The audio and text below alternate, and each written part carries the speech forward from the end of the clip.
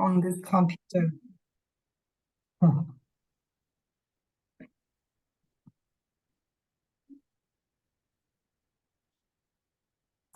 Sam, this is kind of interview or a discussion. Honestly, it's a discussion. I really, as I told you before, I'm really interested in your journey and your progress in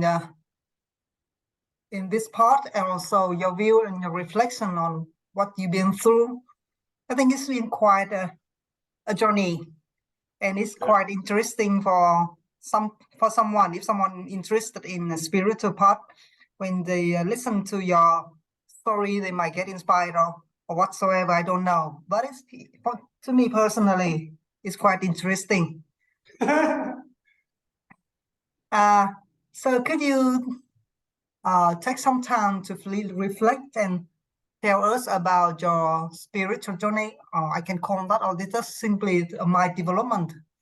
Sure. What inspired you to go into the journey, and what tradition have you been approached, and everything around like that? The journey in general? Yeah, in general, from the beginning till now. Sure.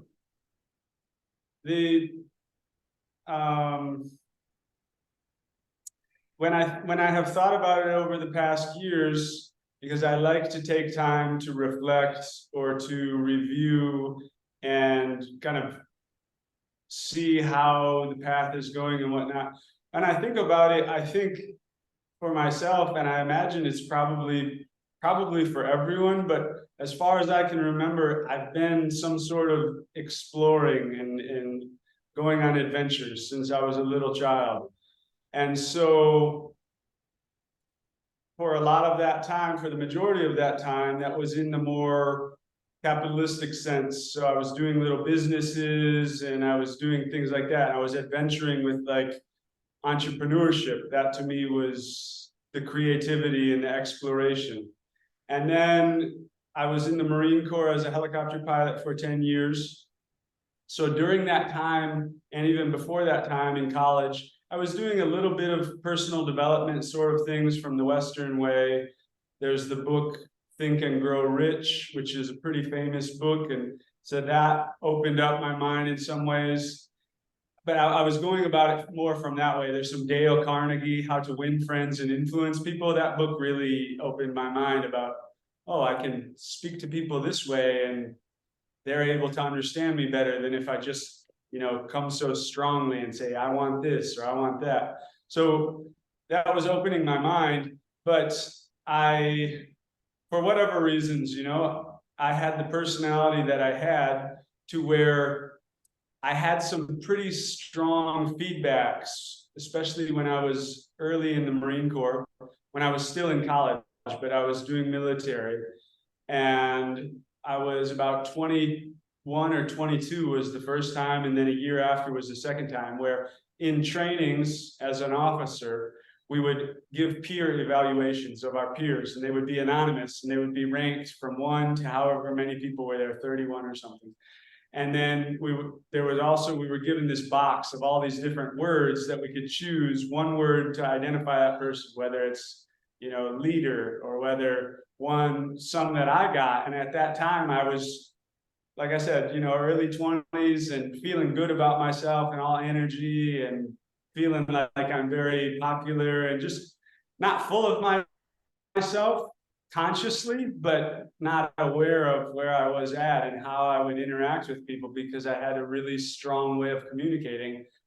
And so I was ranked like 3rd from the bottom or something like that.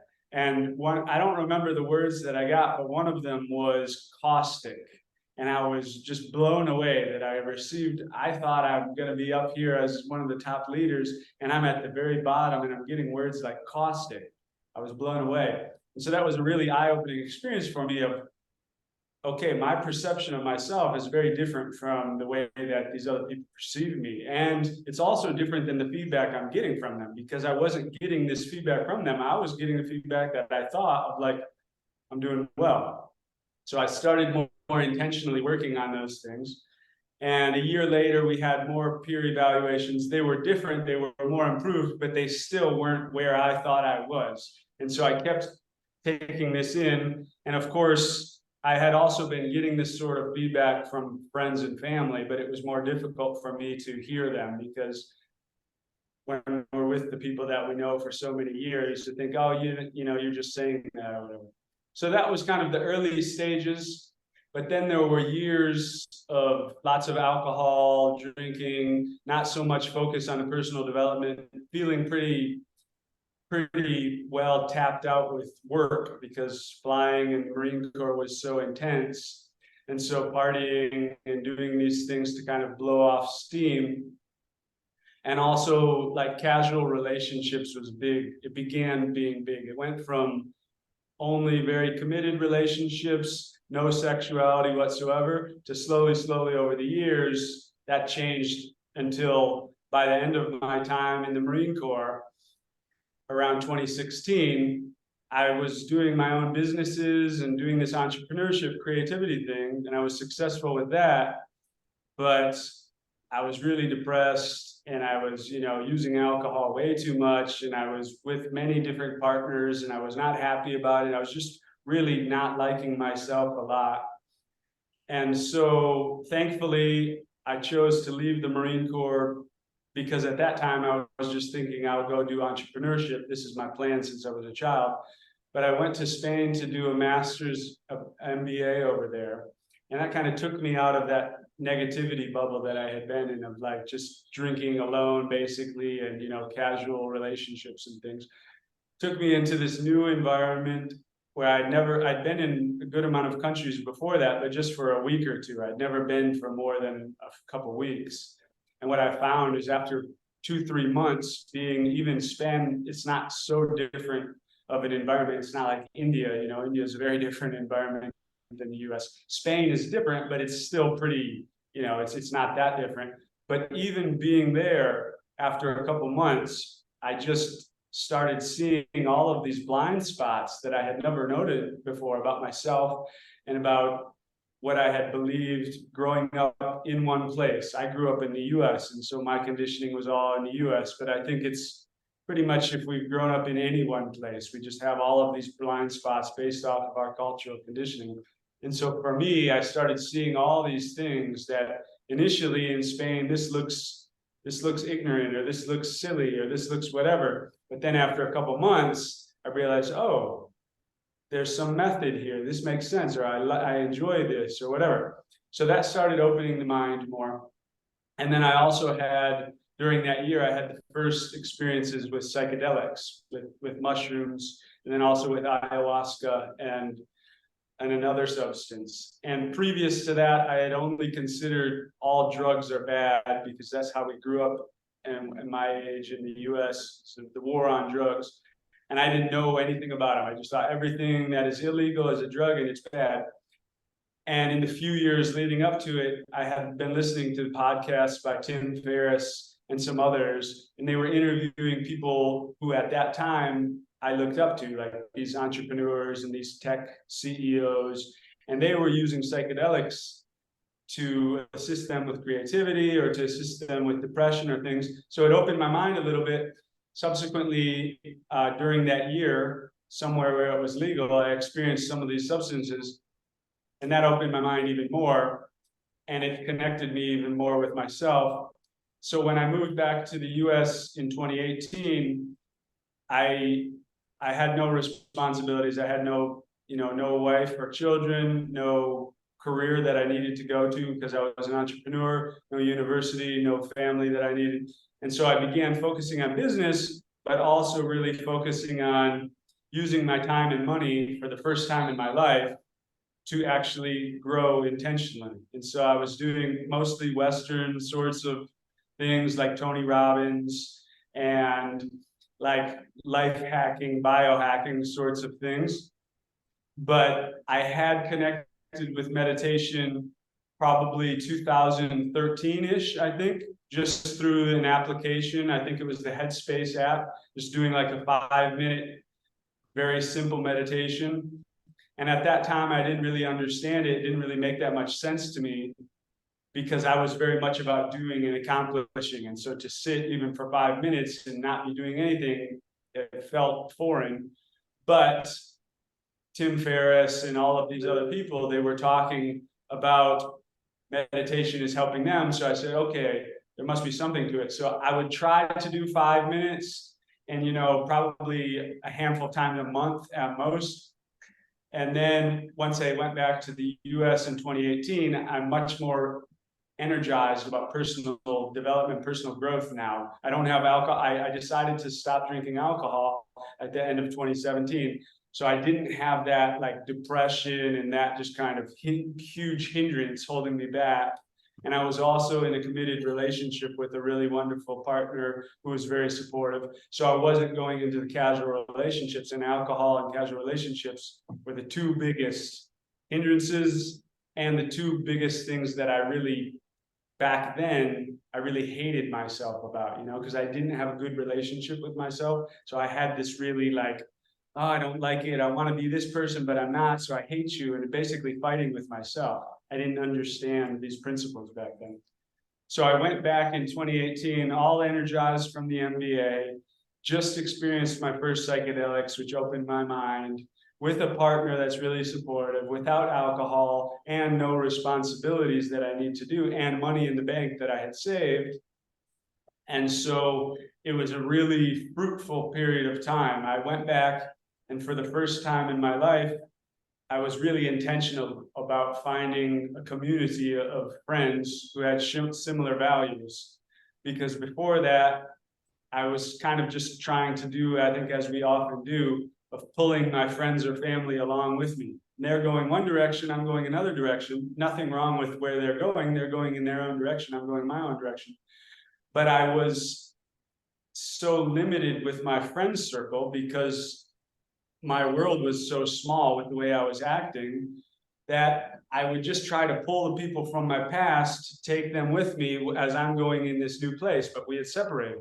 And that doesn't work. It was never successful. And what would usually happen is they would feel pressured and negative because of the way I was trying to get them to come this way. It wasn't for them. So they didn't feel good. And I didn't feel good because they didn't appreciate the things I was sharing. So I felt like I was just weird, or I had to convince them all the time instead of being accepted, And so when I moved back to San Diego, I intentionally began seeking out a community with these shared values. At that time, it was the more life hacker and psychedelic communities. But I connected with people pretty quickly in the city that I had been living in for 6 years before, where I'd never really connected with people like this. And as soon as I put the intention out and started actively looking, within like a month, I connected with a community of people who were the closest, most aligned, most supportive and authentic like circle of friends that I'd ever been with up to that point in life, just like that. And it kind of blew my mind that, oh, this was available all the time, but I just wasn't being intentional about it before. In the past, I was just not accepting the fact that, as the Buddha teaches, everything is impermanent. In Nietzsche, everything is impermanent, and it's nothing bad if friendships come up and down, or even family relationships come up and down. They don't always need to be so close, and it doesn't mean if they're separated that they'll be separated forever. Don't have to worry about it. So I had this, it was a perfect storm of positive, supportive things. Of course, I still had some unhealthy habit patterns and things, and I would dip back into old sankharas and challenges, especially as I was now doing lots of work of bringing this stuff up. Then there were times where I dip in real challenging, and that with partner or with family or friends or with myself, those certainly existed. Slowly over time, it progressed. 2018, 2019, 2020 was still like life hacker, biohacker, but meditation was coming in more and more. But it was mostly the next meditation that I connected with was by an Indian man named Eknath Eshwaram, and he went to the US in the 70s. Very simple meditation, 20-minute long, only 20 minutes. That was my first meditation retreat. It was like 3 days, and it was just 20 minutes sits, and all it is passage meditation, where you're repeating some sort of passage from some positive, whether it's the Bible, the Quran, the Bhagavad Gita, something like this, just repeating it over and over for 20 minutes. And that started clicking for me. I started getting it a little bit. 20 minutes wasn't too much. It was positive. And I had been doing more of this neuroscience to where I understand, okay, if I repeat positive things, whether I'm repeating it by reading it or I just surround myself by it, it helps change my mind. Okay, I started vibing with that meditation more. And then I started connecting with Dr. Joe Dispenza, and he does more of like visualization, sort of manifestation around health or around like creating your ideal future. And so again, from the more Western perspective, but that vibed with me. So I would do daily that sort of thing. Looking back on it, I realize now that that's not currently the type of meditation that really resonates for me, because it made sense logically and it felt good in the moment of like, okay, I'm visualizing my ideal partner and our children and my ideal career and all of these things. But when that stuff didn't happen immediately, I felt a lot of like anxiety, because that's all that was there. It was just this kind of like, do this and this will come from it. And I'm now stepping away from business more and more. And so I'm feeling more and more uncomfortable, because previously all I was doing was saving money and investing and working.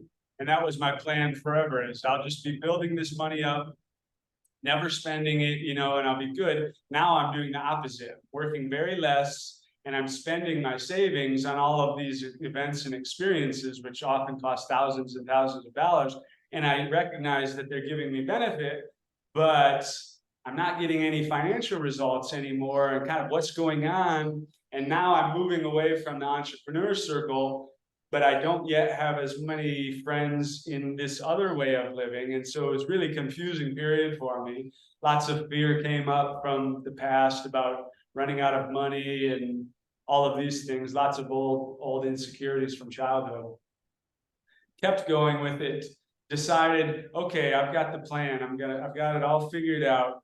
I'm going to go to Africa and I'm going to volunteer for 3 months, because these people that I look up to, they say if you do volunteering, it's something special. And I have volunteered many times, but I was always working and focusing on money, and volunteering was this little small thing. So I said, okay, I'll focus on volunteering, no focusing on money. And that was be the first time since I was a child, basically, where I wasn't trying to make money for some period of time. So I'll do that for 3 months, and then I'll go to this place where I'm intending to move, and I'll do some more volunteering, and then I'll do a Vipassana 10-day meditation retreat. And I've heard those are so hardcore, so that will really crack me through, and I'll get all this insight about how I'm going to do things moving forward, where I'm going to keep doing business, but I'm going to do it in this service-oriented way, and I'm going to get all these financial results, but I'm going to be helping people. And that was my plan. And then I had some different experiences, and instead of Africa, I decided to go to India. And I did that. I did some volunteering with a really special place named Maher, with Sister Lucy, Maher, really awesome organization here in India. And I did that for 3 months. And then thankfully for me, COVID began at that time, and there was a lockdown. And subsequently, I could have gone back to the US if I wanted, or I could have tried to at least. But I realized COVID gave me that space, and I said, I really don't need to go back to that world right now. I've been getting all of this incredible experience. I'm just scratching the surface with India here. Why not stay here longer? And as I did that, then different experiences. So I wound up putting on my first dark retreats of my own, where I just have a room and just cover the windows with some cloth or some paper, and doing some fasting. And I had just my meditation practice of this visualization and passage, and just kind of random. And I was looking for a place to have a longer retreat, but I was thinking maybe just a couple weeks at most.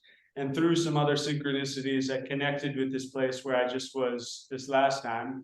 And ultimately, I wound up doing several months in a dark room there with this just meditation that I had created, you know, all of it kind of cobbled together, really like manifestation, visualization, neuro-linguistic programming, very not like any sort of ancient practice that has been tried and true.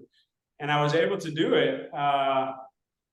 You know, it wasn't like there were ways I could have refined it for sure. And by the last few weeks, I was pretty ready to be done. And the mind was like not wanting to deal with some of the things that were coming up about, you know, like awareness of death, awareness of impermanence, and awareness of kind of like the, you know, what is the point of this life? You know, being in a dark room for that long, I didn't have the tools to really go deep into that, but I was able to move through it. And it was a very beneficial experience for me, very positive. And subsequently, I connected with going to Vipassana a few months after that. I had some retreats in India, began practicing that as a daily practice. And then I just continued with this. There have been many different experiences with psychedelic journeys or retreats or seminars or courses. But since connecting with Goenka, I said I will focus on that. Still doing psychedelic journeys or whatever, but mostly not, mostly just meditation. And then with some more synchronicities, I was planning to go to Burma to practice Mahasi Sayadaw method last August. And then through some synchronicities, I heard a podcast with Delson there, Delson Armstrong, who's a teacher of TWIM.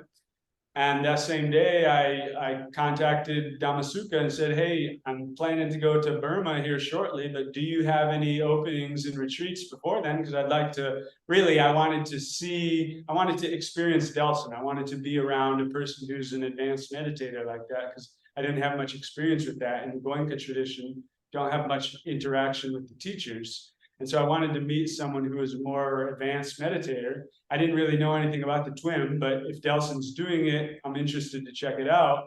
And they had a spot available a week from then or something. So I went.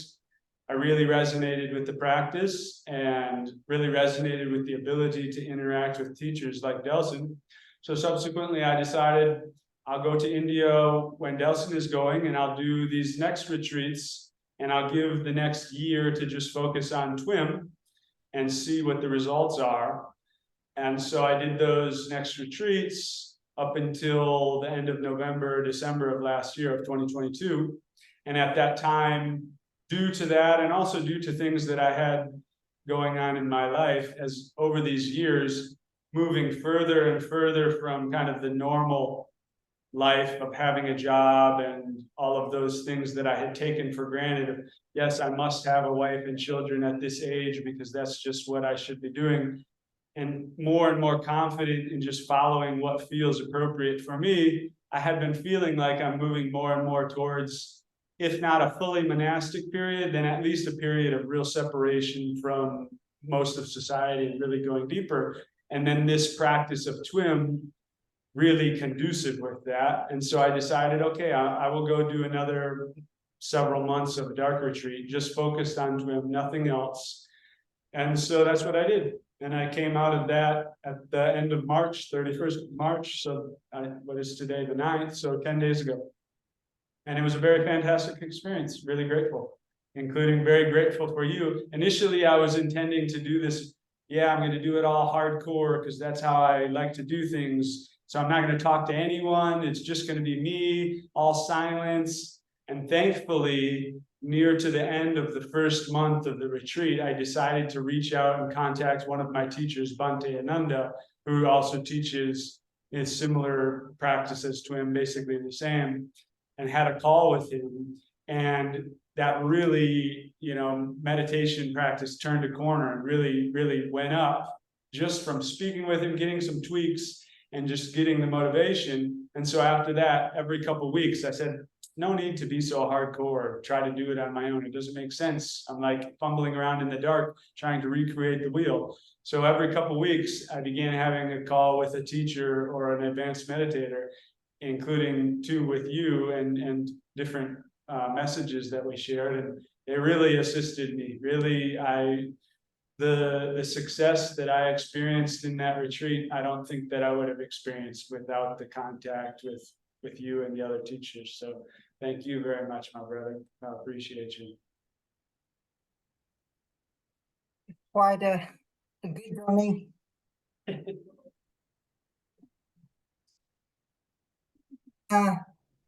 So may I ask more about detail about the journey? In so until now, you took around 3 times for that retreat. That retreat you did 3 times. Which retreat? In the dark room retreat.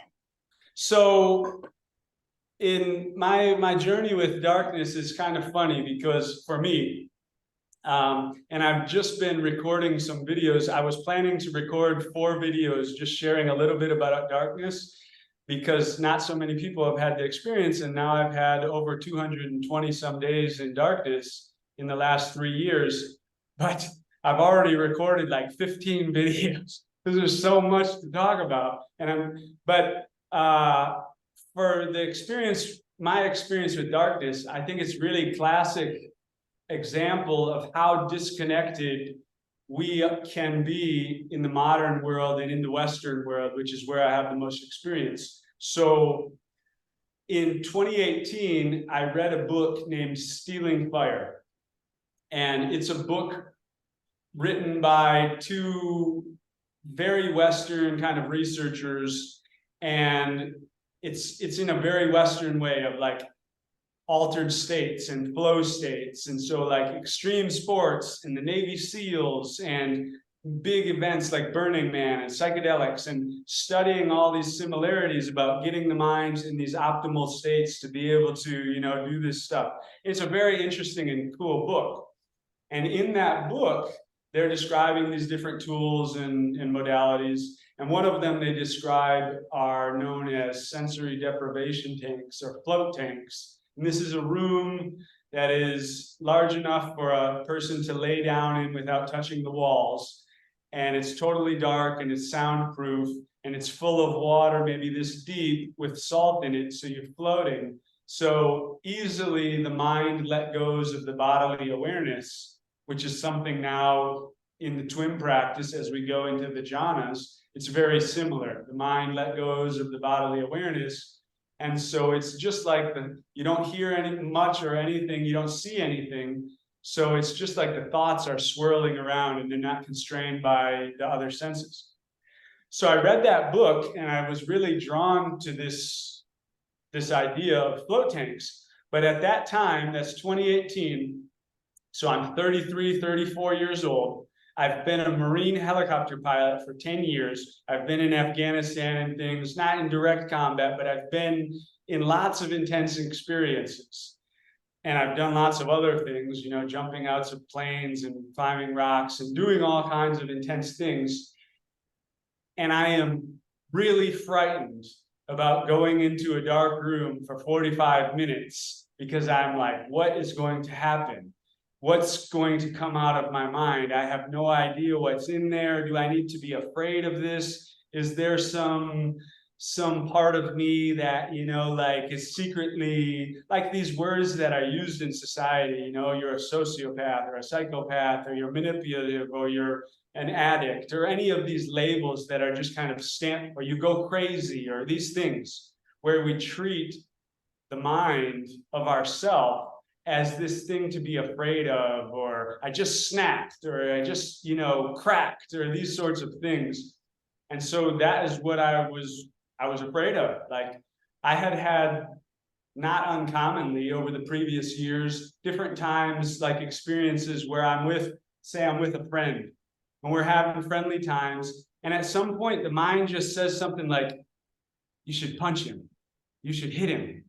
And in my mind, I'm like, where is that coming from? Is that like, why would I think that? Why would the mind think that? Does that mean I want to hurt people? You know, this is my mother or my friend or my partner. Why would I want to hurt them? And I was very frightened of these sorts of things, you know? Now I know it's very obvious. I mean, as the Buddha teaches, everything is cause and effect. And if all I'm doing is watching a bunch of violent movies and listening to a bunch of hip hop that's all about harming people, and reading books that are all about war and killing, and watching Game of Thrones where just people are getting slaughtered and tortured all the time, it's not surprising that my mind has been ingesting all of these thoughts and images of violence, that I'm with this person that I care about. But sometimes these things just bubble up. They don't disappear. It doesn't just go away. Like, it's in there, and sometimes it just bubbles up. And being in a dark room for so many days or weeks or months, where I'm getting very little external information coming in, I'm not talking with people, I'm not reading things, I'm not using the phone. So I get to see very clearly what is in the mind, because little things just bubble up.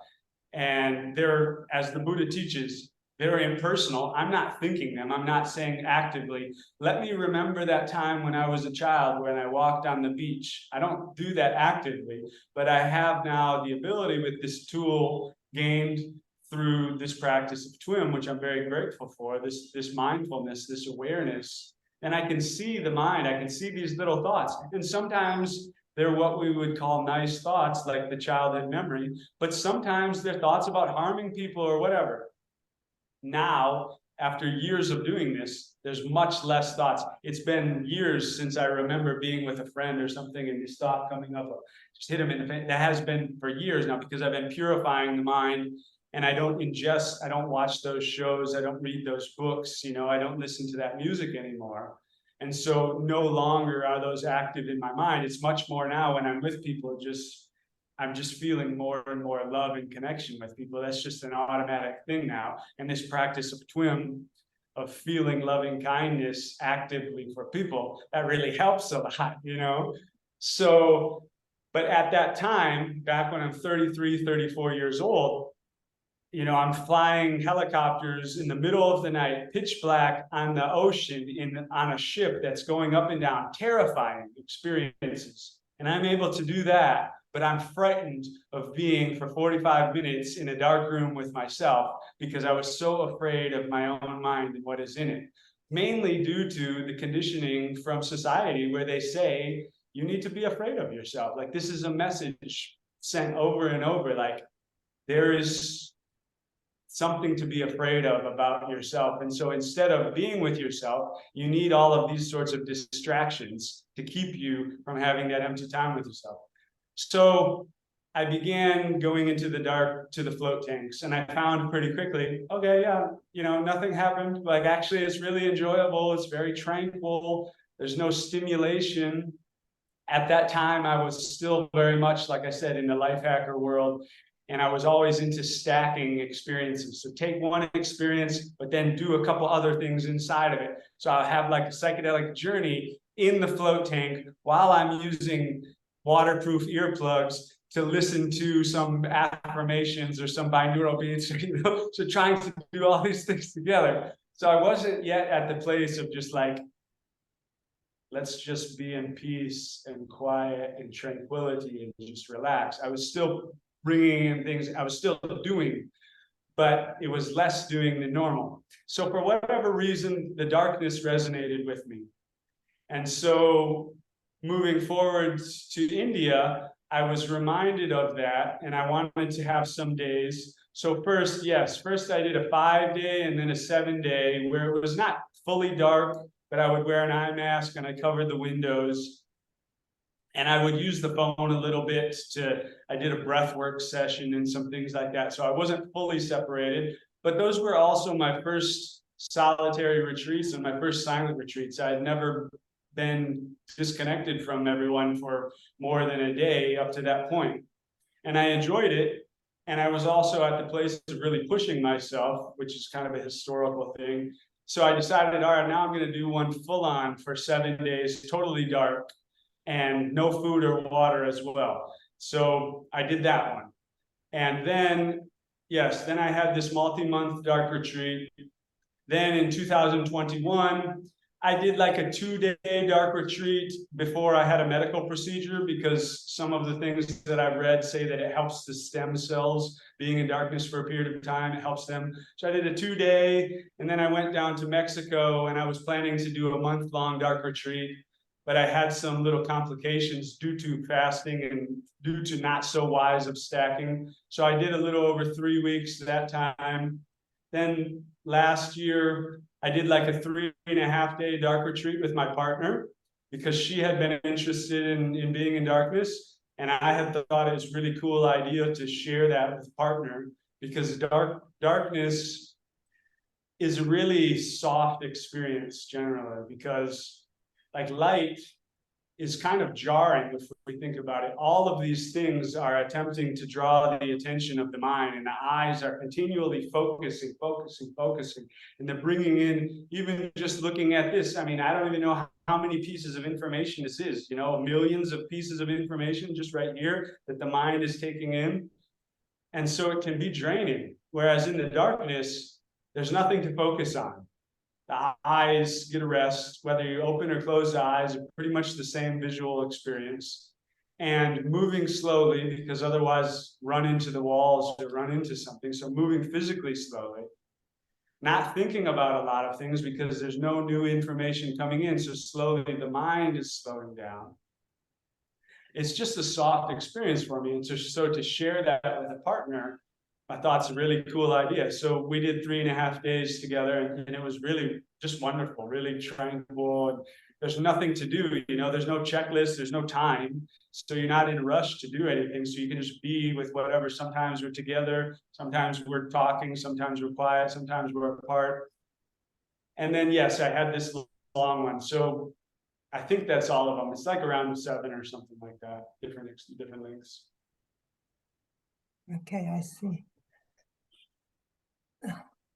So it means that the darker room create a very good environment for you to get more connected with yourself,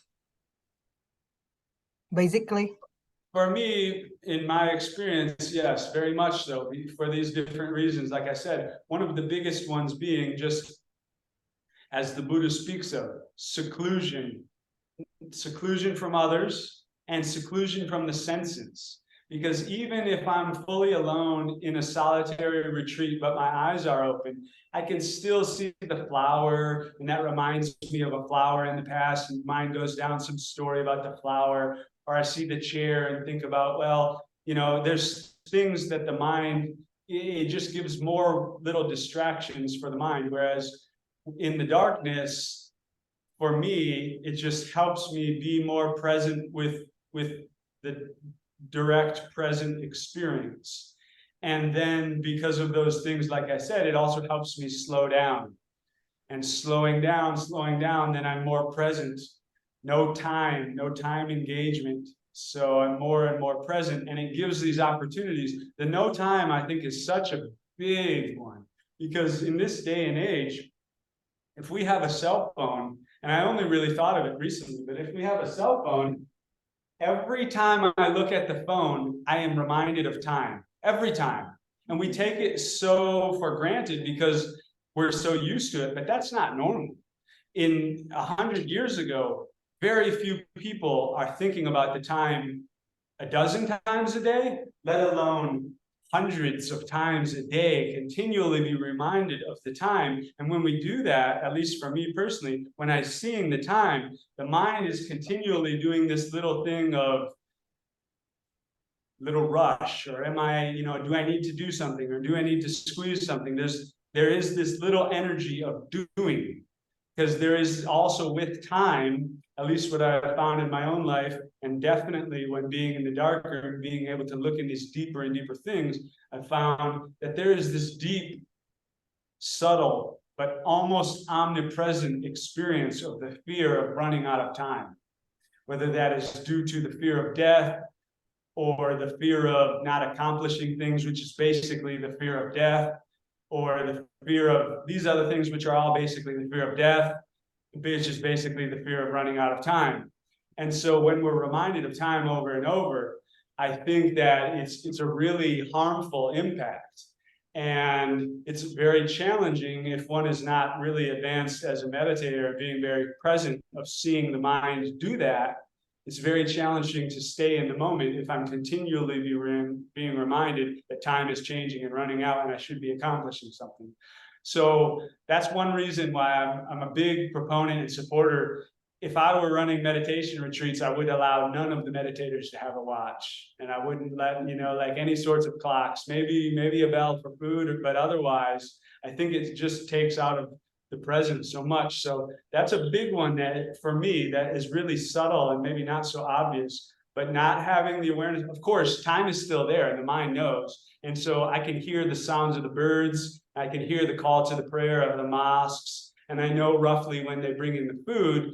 So the mind does that. But at some point, with enough time in the dark room, initially, both times, it was a big awareness the first time, and then I saw it repeated the second time, where in the first weeks, especially the first weeks, I would keep myself busy. I would have a routine, so where I would fill the time. So I would get up and maybe I do some sort of breath, some pranayama, some breathing, and then I do some stretches, then I have the breakfast, then I do a shower or toiletries, then I do a meditation, then I do this type of meditation, then I do the food, then I do this meditation, then I clean the room, and then I do this. And I was keeping the day full because I didn't want to be with empty time, because I didn't recognize it until about 3-4 weeks in. I had this really strong fear and aversion to being with empty time. And so at the end of the day, it's like, okay, now I want to fall asleep. But in the dark room, for me personally, the sleep gets very wonky. And so it starts just moving backwards and backwards. And so start falling asleep at 2 a.m., 3 a.m., 4 a.m., whatever. But the mind didn't like that. It said, no, I want to fall asleep at 10 or 11 or whenever, I'm done with the meditation. Now I want to fall asleep. And so I'd get in bed and try to fall asleep and rolling around, and I wouldn't get out of bed and go sit in meditation, even though it's taking hours. I would stay in the bed and trying to force to fall asleep because I had this, for whatever reason, due to these conditionings and things, this fear of being in empty time, because I had been conditioned and I had believed, well, that's boring, or it's just really uncomfortable. It feels like, oh, I've got nothing to do. I have no escapes. I'm used to being able to fill my time, whether it's with reading, which is used to be one of the biggest escapes of my life, or with the phone. Now there's always something we can do. It's basically impossible to run out of things to do if you have a phone in front of you. So I just wasn't used to having empty time. And finally, after a few weeks in that first retreat, I finally said, okay, this doesn't make sense. Like this, for years, I have had a practice. When I recognize that I am avoiding something, then I attempt to intentionally step into that, whatever it is. As soon as I recognize I'm avoiding having that conversation, or I'm avoiding doing this thing for the family or for work, or even simple things like I'm avoiding using my left hand for writing, and I recognize that, then I start using my left hand for writing, or I have the conversation, or I do the thing, because I don't want to be living in some sort of aversion or some sort of subtle fear. And so I recognize the same with this. This is pretty obvious. I could be sitting in meditation right now, but I'm choosing to lay for hours in bed, just crossing and turning, because I'm avoiding this experience of empty time. Okay, fine, I'm going to go get up. And from that point on, it was like, I'm just going to meditate until I'm so sleepy that I'm going to fall asleep. And shortly after that, within a couple of days or a week or whatever, it was no big deal.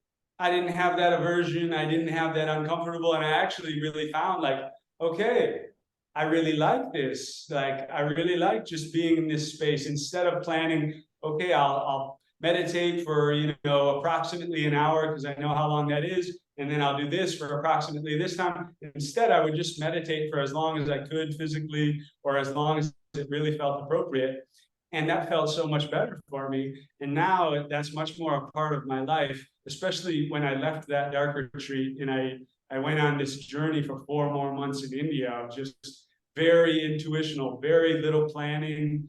And planning is just, looking at time as the micro version. Planning in calendar is just the macro version of the same thing. It's trying to squeeze things into time. It's just an extended version. basically because I'm afraid of running out and I feel I need to accomplish this thing, and so I got to do it.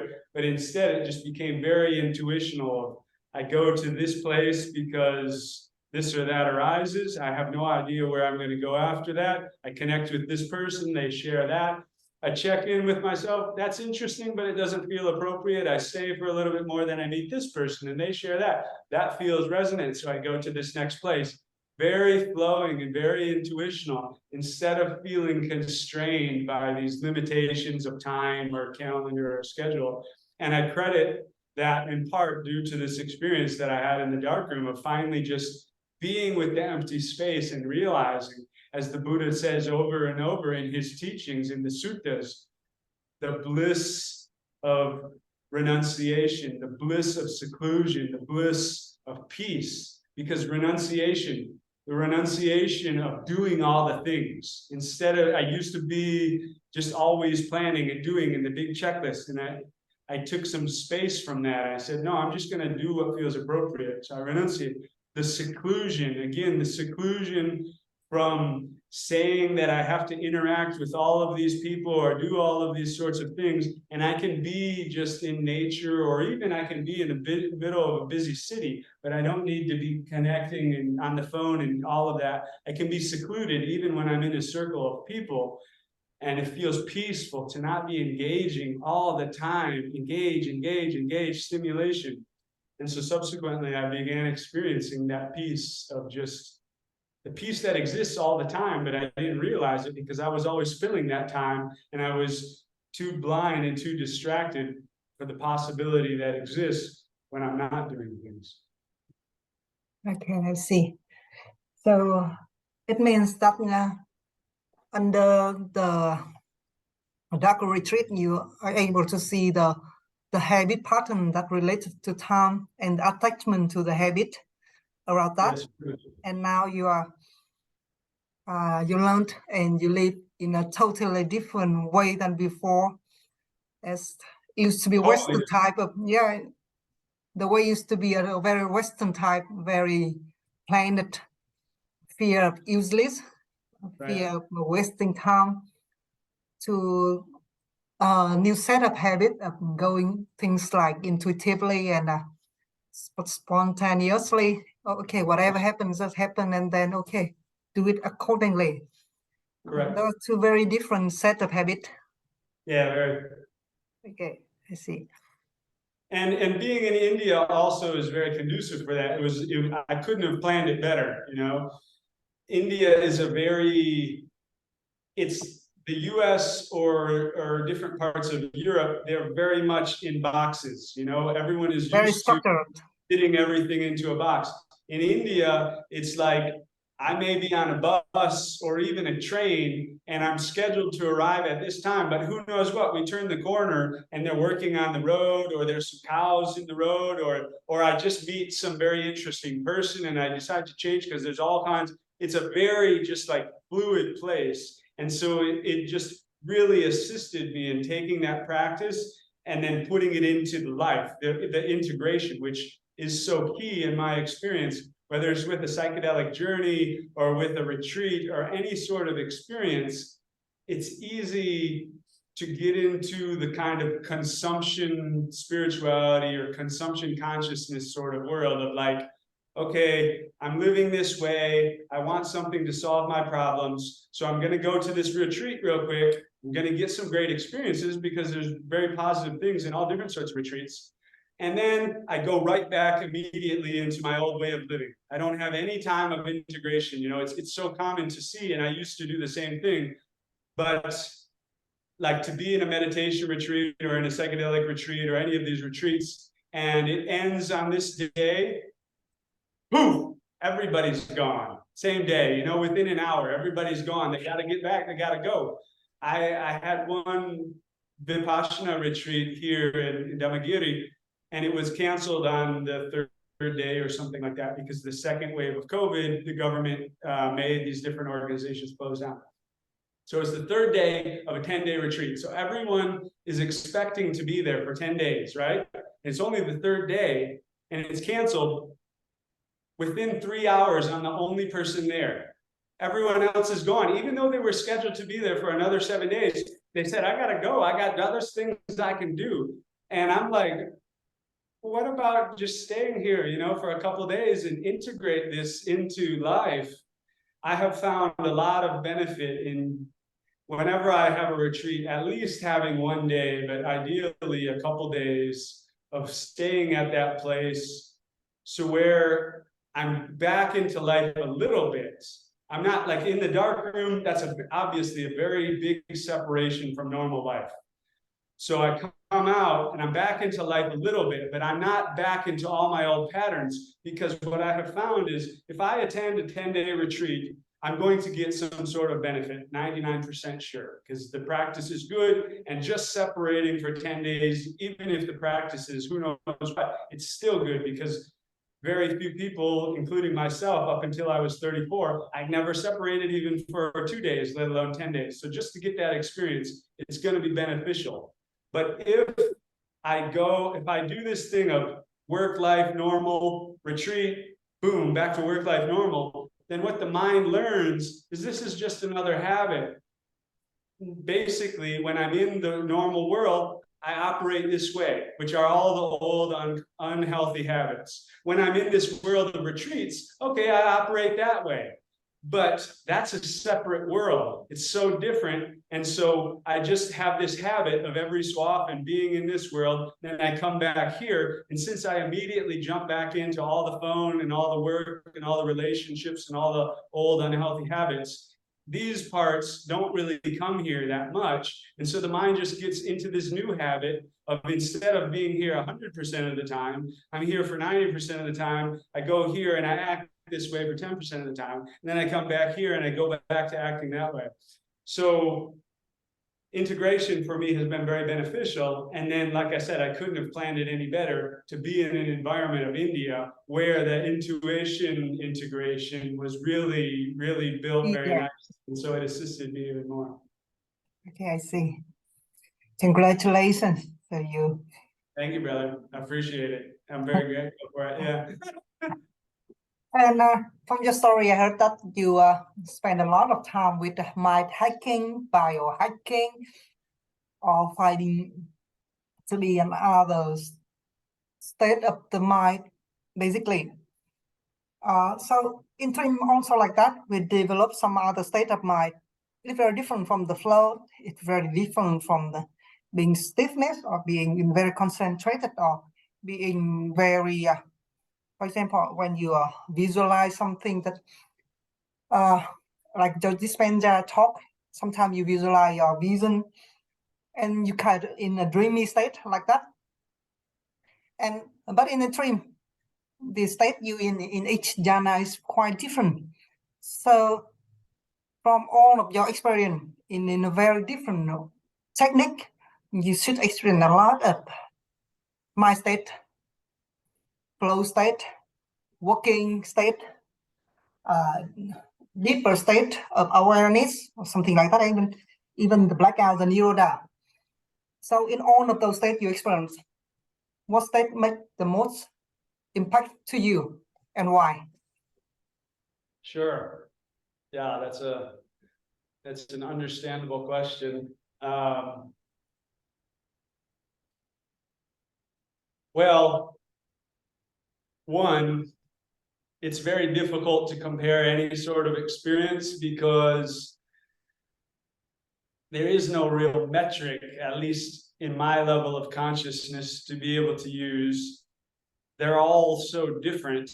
And of course, everything that I'm experiencing now is built off of the past things. So all of the past things that I experienced in some way impacted me and probably assisted me where I am now. I got a lot of benefit. I have experienced a lot of benefit from the psychedelic experiences, especially from the initial ones, just because they showed me that there is something beyond this physical reality that exists. There is a lot more right here in front of my eyes right now, but due to the way the brain and the mind have evolved, I'm just not able to see it and experience it. And when I ingest this substance that adjusts the way that the brain works, I can experience what's always right here. That was very mind expanding to me, because up to that point, I had been pretty materialist and pretty much like, yeah, it's just about the physical world. It's about using logic to do things, and the enjoyment that I get from the five senses, because at that time I didn't realize the mind is the sixth sense. So the enjoyment that I get from stuff, basically, from friend interactions, or from drinking, or from driving a car, that is what is going to give me the quality of life. And so I need to prioritize my focus on getting more of that stuff. And experiencing psychedelic journeys opened my mind to the fact that there is much more there. That was very big. And they also, one of the biggest insights from the psychedelic journeys, and there have been many, but was from basically the first journey that I had. I was with some friends, we were in a park, and had, seeing different, think colors look differently and all that. So that was very exciting and very cool. But then I'm going back to where I lived, and I'm on the metro.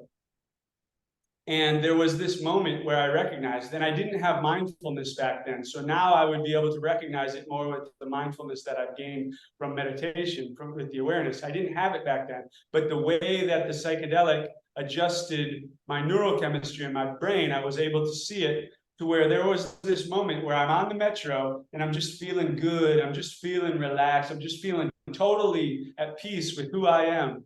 And at some point, I recognized it changed. And I started being self-conscious again. And I started just slightly thinking, oh, how does this person see me? Let me adjust myself a little bit. And I recognized, like, whoa, that's the way that I'm living all the time, is I'm slightly changing how I am, because I'm slightly self-conscious and insecure about how others are. And I had just been experiencing 4 or 5 hours of just being totally free and at peace, and the difference. That was a big insight. And so that really assisted me in different things. So yeah, psychedelic journeys, they've assisted me a lot. But currently where I'm at, especially as I've gone deeper into these more subtle states, and just in life in general, doesn't matter what it is. I have no judgment against any of the things, but I'm currently, and for some years, I've recognized I would prefer to be autonomous. I would prefer to be self-sustaining instead of requiring some external substance, whether it's a pharmaceutical or a psychedelic, or requiring, some relationship or some new car or whatever to feel good, or to get some insights, or to whatever. I would prefer to be able to do that with myself. And so that has been one of the things that have guided me on this journey. I got a lot of benefit from psychedelics, but even then I was like, okay, I don't know that this can really take me all the way to where I want to go, because this is an external thing and I'm going to rely on that. Well, that's not fully where I want to go. I want to go to the place where I am fully on my own. So I've gained a lot of experience or benefit from those.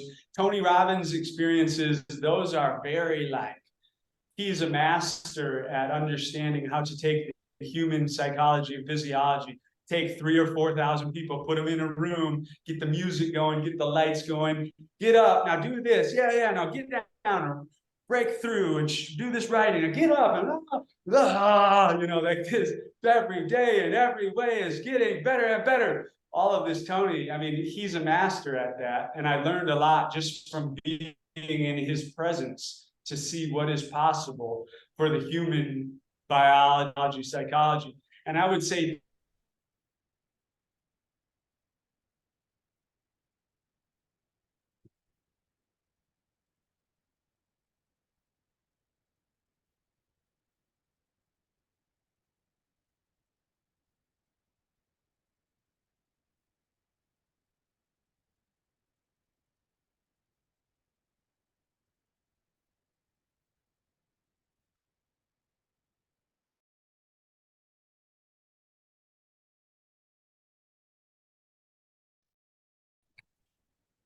Oh, yeah.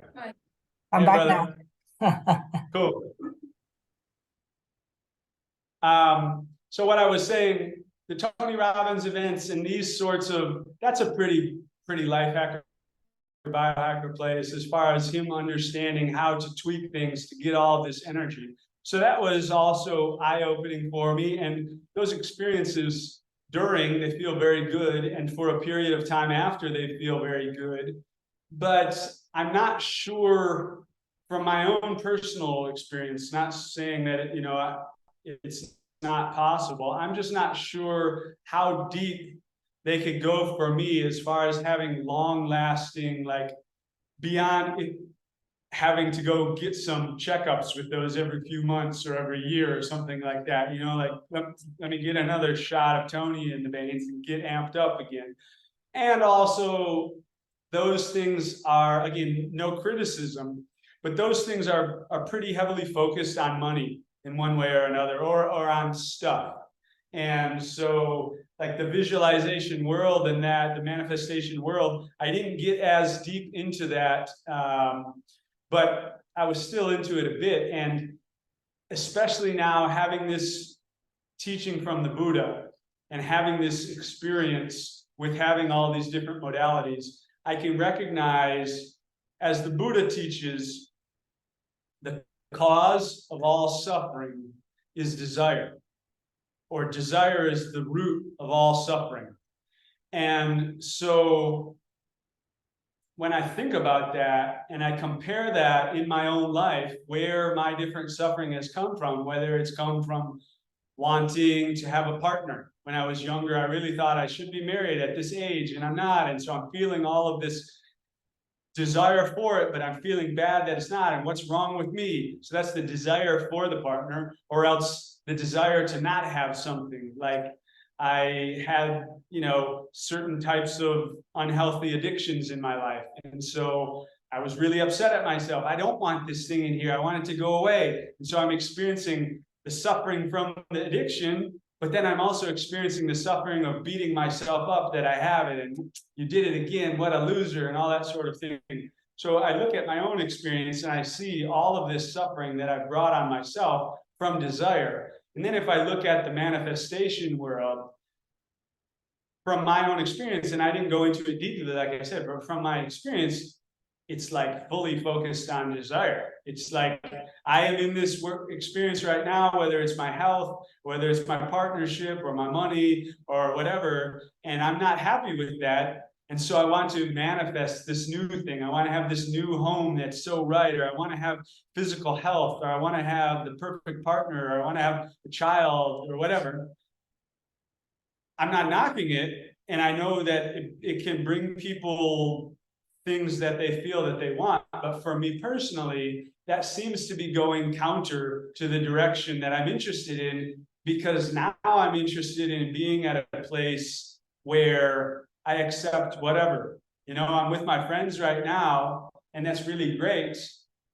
And then, you know, I may walk out down the street and I may get in a car accident and I may lose my leg, and I may be in the hospital and I may not see them again. And like, I can't change that. And so for me to be trying to manifest out of that, it seems like it's bringing me some further unnecessary suffering. So the Tony Robbins thing and whatnot, like I said, it opened my mind to things, and it was one stage on the journey. Then the flow states, I really got into that because that's for me, in the Western world, especially with business and things like that, flow states are kind of the only state that I knew of, the altered state. And I thought that's just kind of, we've got like these normal states of working hard, and then we've got the flow state where it maximizes all of your capabilities and all of your results and things. And that was all that I'd learned of. So I thought this is the thing to do. And well, one, I never really got it fully, even though I took the different courses by them, you know, and I paid thousands of dollars to take the courses and do the things. I would adjust, I create my life, you know. So before I would sit down to do some brainstorming or some work, I would put on the essential oils with the specific oil to try prime my brain. I only smell this scent when I'm going to go into flow state. And I would turn on this music that's repetitive to prime the brain to go into the flow state. And I would do this different breathing to prime the brain to go into the flow state, do all these different things, you know. I never got to where I was fully maximized on the flow state. So I can't say that it really fully like benefited and assisted me, but I've definitely experienced plenty of flow states in all of, especially in like, you know, more extreme experiences, whatever they are. And so, yeah, I think it has lots of use probably for accomplishing stuff, or if you want to experience that, to really get in this zone of like, you know, all of these different, I don't say one is better than the other. It's like, what is your desired end state is how I look at things now. What is my desired end state? If I want to be really in the zone on something and have that experience, then I'm going to learn how to be really in the zone on things. And if I want to, right now, my desired end state, as I've been looking at it over these years, and as it's been adjusting and I've been reconnecting more and more with what really resonates with me, my desired end state right now is like, really, I just want to be happy. I want to be at peace, and I want to be content. Like, that's it. I want to just, I've done so much stuff. Been doing, going, planning, doing, yeah, go, trying, accomplishing. And it's brought me things that have in some way benefited me, and it's brought me things that have in some way harmed me. But really right now, I'm just ready to like, just take it easy and just be at a place where I'm just like, just good. I'm just good. I'm just fine with whatever's happening. And so for me, yeah, going into the flow states or going into these amped up, you know, altered states and things, it's just not in the direction of my desired end state. There's nothing wrong with it. I was at a different place before, but right now, the jhanas that the Buddha rediscovered and that he taught in the suttas and subsequently that are taught through TWIM, those took me months to really get to the place where I was like, okay, you know, I'm kind of starting to get it. Because in the suttas and in the talks at TWIM, where they're just reading the suttas, they're reading Buddha's words, and then, you know, these more advanced meditators and more evolved people are giving, expounding those words. So they use words like I said, bliss and joy and happiness and like immeasurable, and these very big words, you know, using joy over and over and over these words. And I'm beginning to experience the jhanas. And I'm kind of initially at first, the first retreat that I had, Delson Armstrong was the teacher. And at some point, now looking back, I recognize I was experiencing most of the jhanas. I was experiencing up to the seventh jhana, maybe the eighth jhana, I'm not sure, but I was experiencing the seventh jhana because I remember being in that meditative state and just kind of being bored. And I would talk to Delson afterwards and I said, what do you do when you're bored? You know, because I'm kind of bored right now. And Delson said, just be aware that it's common to misinterpret deep peace or deep calm for boredom, because we're so used to overstimulation over and over and over. And I'm coming from a place, especially before I began on this journey in 2018, you know, all I'm doing is intensity. It's just rock climbing outdoors, it's flying helicopters, it's shooting guns, it's intense sexual experiences, it's intense parties with substances, it's just intensity. And I'm used to those are the things that I think of as feeling good.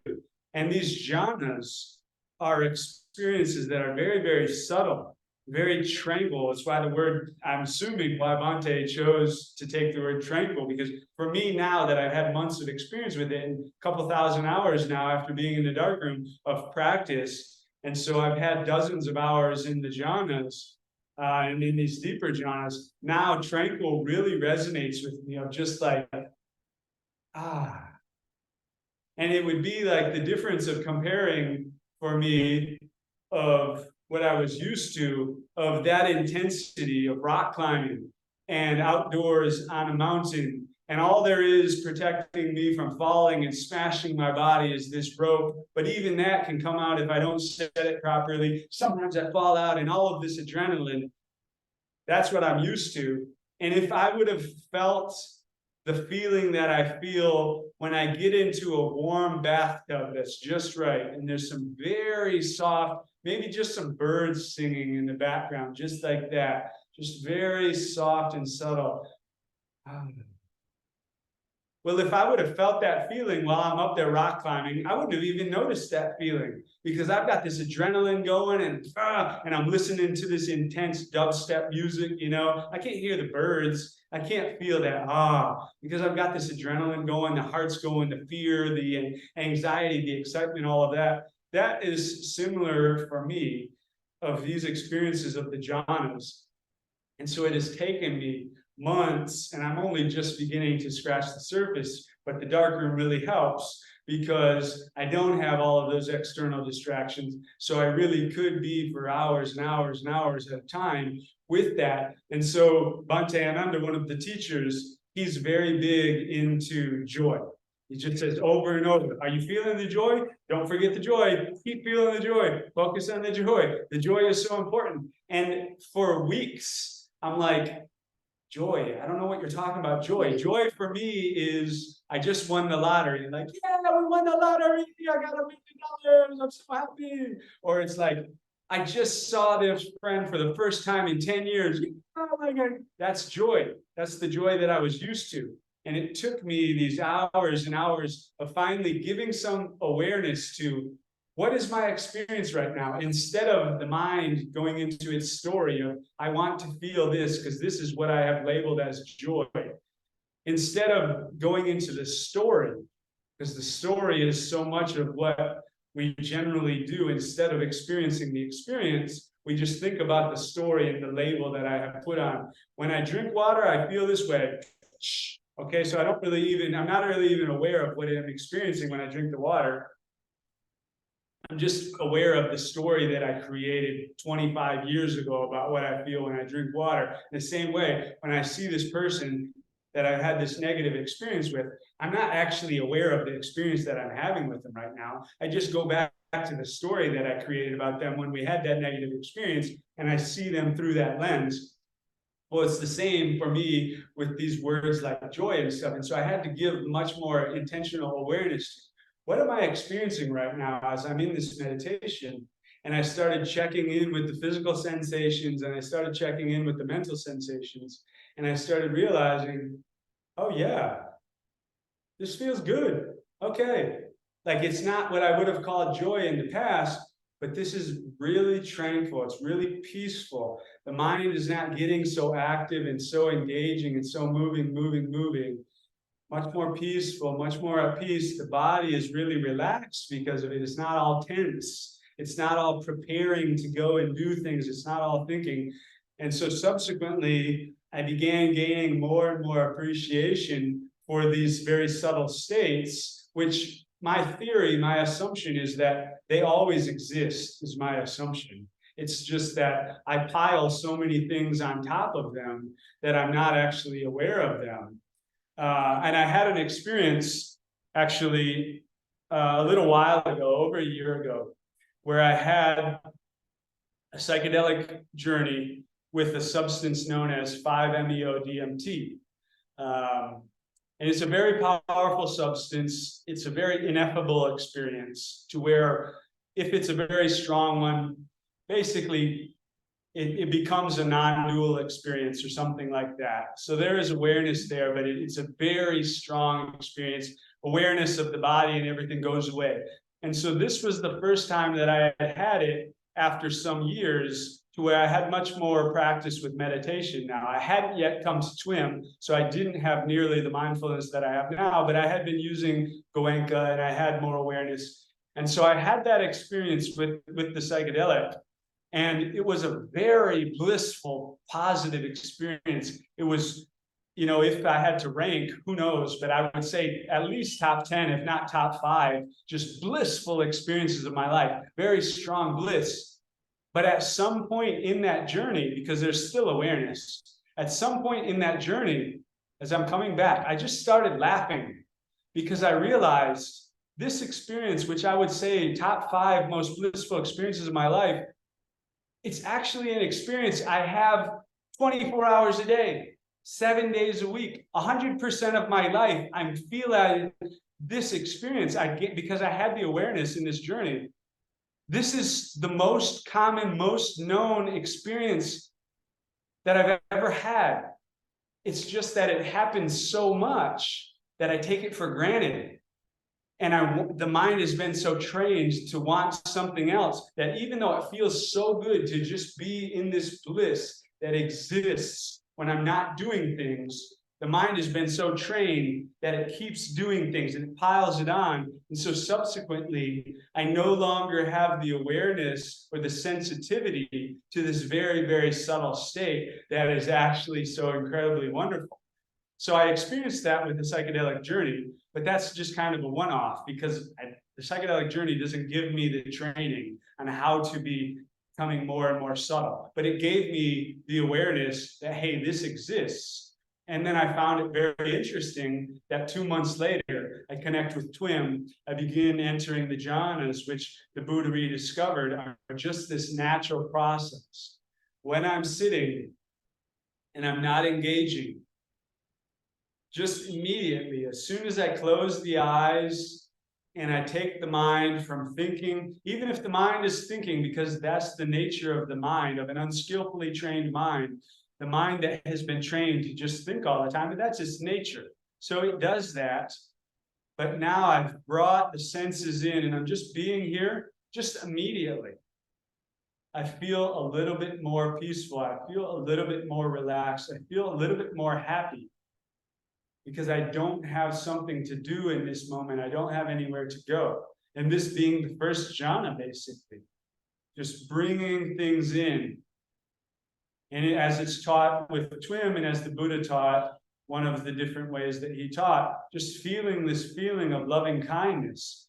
And like, who doesn't want to feel love and kindness? I mean, it's pretty much universal to my knowledge. Like, it feels good to feel love.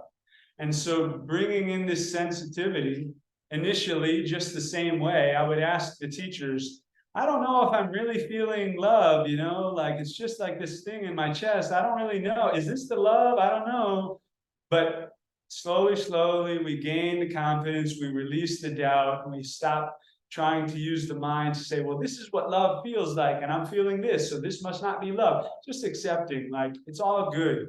This is a process that the Buddha rediscovered, and the reason that it works is because it's the natural law. It just works like this. Just like currently, if I pick this up and I drop it, it's a natural law. It's going to drop. If I plant a seed of a mango, then I don't get this snake plant over here. I don't get a banana tree. It's just a natural law. If I plant a mango seed, the banana tree doesn't grow up. And it's the same way. This is just a natural law that he rediscovered when I take time to disconnect from just doing physically and mentally. And I just sit here.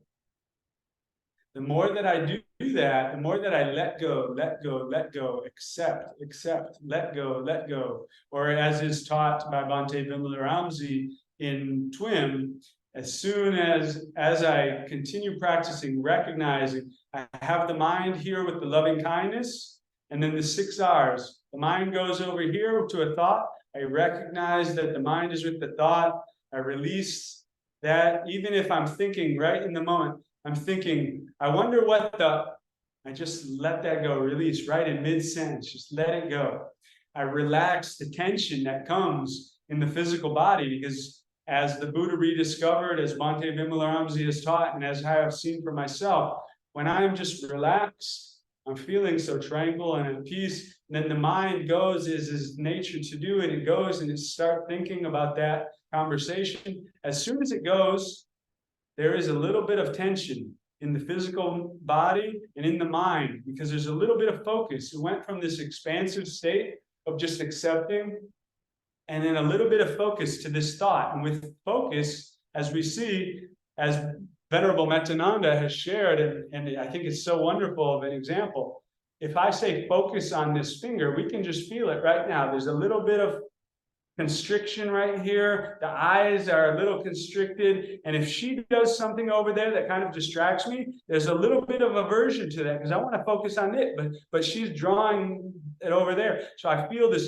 psychological like contraction as well. But if I take, instead of focus, and as the word samadhi is also often translated into concentration, in other words, focus. But as they teach in TWIM, another translation can be collectedness. If instead of being focused, I open the gaze, so it's still in the center, but now I accept everything else in. I don't need to be focused on it. I can take in. So if she does something that brings the attention over there, I don't feel any problem because this is still, I'm still concentrated around it. I no longer have this tension. So it's the same. If I am collected around this feeling of loving kindness, the distraction of the thought comes in. I recognize the mind is going over there. I don't feel any aversion to it now because it's not distracting me, because this is actually part of the process of purifying my mind. So I release the thought. I wonder what and I just release it. And I relax whatever tension was there, which is such a beautiful. I had discovered this in the dark room, because in the dark room, the first time I would do a lot of laying meditation, and I would recognize I didn't have a practice like this, but I was doing these visualizations about my family. And I chose to do a week for each member of my family, where part of the day I would remember past situations that were really challenging. And I would do like Joe Dispenza sort of stuff, where I would try to visualize them as really positive and try to like basically let go of that old challenging memory and think about it in the positive way. And what I found when I would be laying in this visualization and I would go back, and let's say with my father or my brother or my mother or whomever, and I would remember this thing that we did, and the mind and the body would get all tensed up. I can't believe they did that. And I would recognize this physical tension comes. And it took me a while, but I would recognize, okay, I can let that go. And that's a clue for me to know when the mind is really wrapped up in some story. So I had experienced this, but I didn't incorporate it into my bigger day-to-day. And then when I connect with TWIM 2.5 years later, and I remember that, this is such a brilliant tool that the Buddha rediscovered and that Bhante Vimalaramsi shares with TWIM, of now when I'm in an interaction with my friend and I start feeling a little bit of this constriction, then I know, like, okay, I'm getting a little too serious here. I can relax right now. I can, that calms me down. Just by physically relaxing, the mind goes, ah, and this space opens up. And so as the rest of the 6 hours, the first being recognize, release the attention, relax the body, then re-smile. And this is another reason why TWIM resonated so strongly with me, because in Goenka practice, at the very end, he teaches about this metta, this loving kindness. For a very brief period after the meditation, we taught to resonate and give this loving kindness. And I really like that, because in my past life experiences, I've had habits where I can be really strong with people, and I can be really like, it can come off as condescending, or it can come off as domineering, or it can come off as in some way not very kind. And so I recognize, like I said, getting that feedback where I'm told I come off as caustic. Well, I would really like to change that. So I'd really like to, be able to communicate my love in a way that others can receive, because I believe from my experiences that every one of us wants to share love with people, even people who harm people. So obviously, even people who are murderers or things like that. Deep down, it's my belief that they're coming from a place where they want to give and receive love. But due to their conditioning, or due to all of the things that they've ingested and whatnot, they are at a place, or me, when I'm coming off caustic, I'm at a place where the way that I know to communicate, or I have my defense mechanisms or whatever, it comes off to where, even though I want to give and receive love, I do it in a way where people do not receive love, and I definitely don't get love back from them because they're feeling hurt. And so this practice of metta really resonated with me. But in the Goenka tradition, it's used very small amounts. And then also, as I'm in the life hacker world and I'm learning more about like neuroscience and biohacking and things, I was very much into making little habits. And one of those habits was just smiling as much as I could all the time. I would just practice smiling. I read some different studies where they had people who were diagnosed with treatment-resistant depression. And in treatment-resistant depression in the West, as I have personal experience with my own and with other people that I know, that's considered, I won't say that they say it's permanent, but it's basically considered permanent. It's like you're going to be on pharmaceuticals at least for many years or decades because you have a chemical imbalance. And that is considered to be genetic or to be whatever.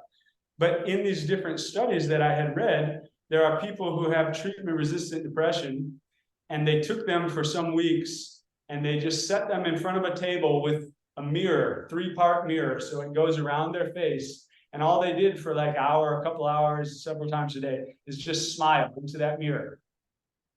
And at first, you're not feeling like you're happy, you know? And in the world, sometimes we have these, as I have discovered, we have these truths. They're like principles that are truths, but somehow in common society, they get turned into tropes and they get made fun of, and like it's not really real. And one of them is this principle that has become this saying of fake it till you make it. And that sounds like this not good thing, you know, fake it. Who wants to fake it? But in actuality, it's a principle that's real of the more I do something, even if initially I don't feel like I'm happy, I don't feel like I'm smiling, the more I do it, it actually changes who I am, and I actually become happy. And that's what they found with these people who had treatment-resistant depression. After a couple of weeks of smiling, first, you know, and slowly. And after that, I forget what it was, but it was over 50% of them, they went off of their medications permanently. And the others, they reduced their medications. So I read some of these stories back in the day, and I began incorporating smiling more and more.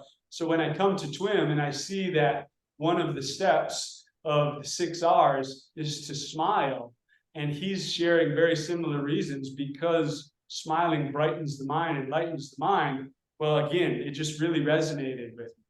And then finally, the last 2 steps of the 6 R's, re-smile, return to that feeling of loving kindness, and then repeat as necessary. Once I gained that tool, it has really assisted me a lot in just being able to recognize when I'm not with the meditation, and then bring it back to the meditation, not with the meditation, bring it back to the meditation. It just helps me go deeper and deeper with this practice. Thanks for sharing, Sam. Yeah, brother. So you're really in the mood now. Very mood. At the state of mind that is good for sharing. Right. Yeah. So from what you said, so it quite resonated with me for something, and I just want to mention about my experience about getting into state of mind. For example, in the flow state, it's very good for working. Even the stress, like you said, you can become stressed when talking with something or working on something, but it actually is quite a good state for working. Mm-hmm. If you want to work on something, you have to finish something, you need a little bit of stressful in your mind so that you can keep focus on what you are doing.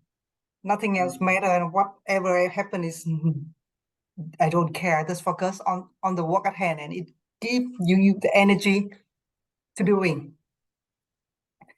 And the state that you mentioned in the TWIM, it's very good for you to see what is going on in the mind. Mm-hmm. You can see your craving for sense pleasure as you reflect back at when you're learning with Joe Dispenza or with Tony Robbins. They put you into state that very easy to pump the positive belief into your mind, and you get yourself in a state that is ready to work. But this kind of state is very good for working and very good for mind, how can I say, brainwashing, honestly. But it's very good for that. And you can see the craving inside it, and you can see and even in TWIM, when you first experience TWIM, you can see you have craving for some state of the mind that you can say the bliss. You experience bliss before and you craving for it. That's called craving for existence. It means craving for experience in different way. Craving for bliss, craving for higher bliss, craving for extremely good bliss. It's all the craving for existence. In TWIM, you can see the craving for sense pleasure more easily. You can see the craving for existence, like I said, on kind of experience. And sometimes you can see the craving for non-existent. It means that you don't want to live anymore. And you also can see a lot of habit and the attachment to the habit. We call that clinging, upadana, tanaha and tana and upadana. And all of those mind state in the TWIM that you experience from first jhana to the highest one, this is quiet mind. Just to let you see all of the craving and clinging, and all of those things are thus impermanent. It's not self, and it's suffering. So what I want to say is that all of the state we experienced before, on the state we experienced in TWIM, they had a purpose, and they thus atone to get to the purpose, to get to the goal. For example, the goal of the TWIM is Nirodha. And by coming to the Nirodha, you have to be aware of all the mind state, and you get this intent and this person to all of the mind state, and to reach to the point of Nirodha. And the mind state of a float keep you into a state that if you are very good at working, you no longer care for time, you no longer care for whatever thing you just put into work, and it got some slight stress on it. So that's why after a period of time you feel a little bit tired. Right.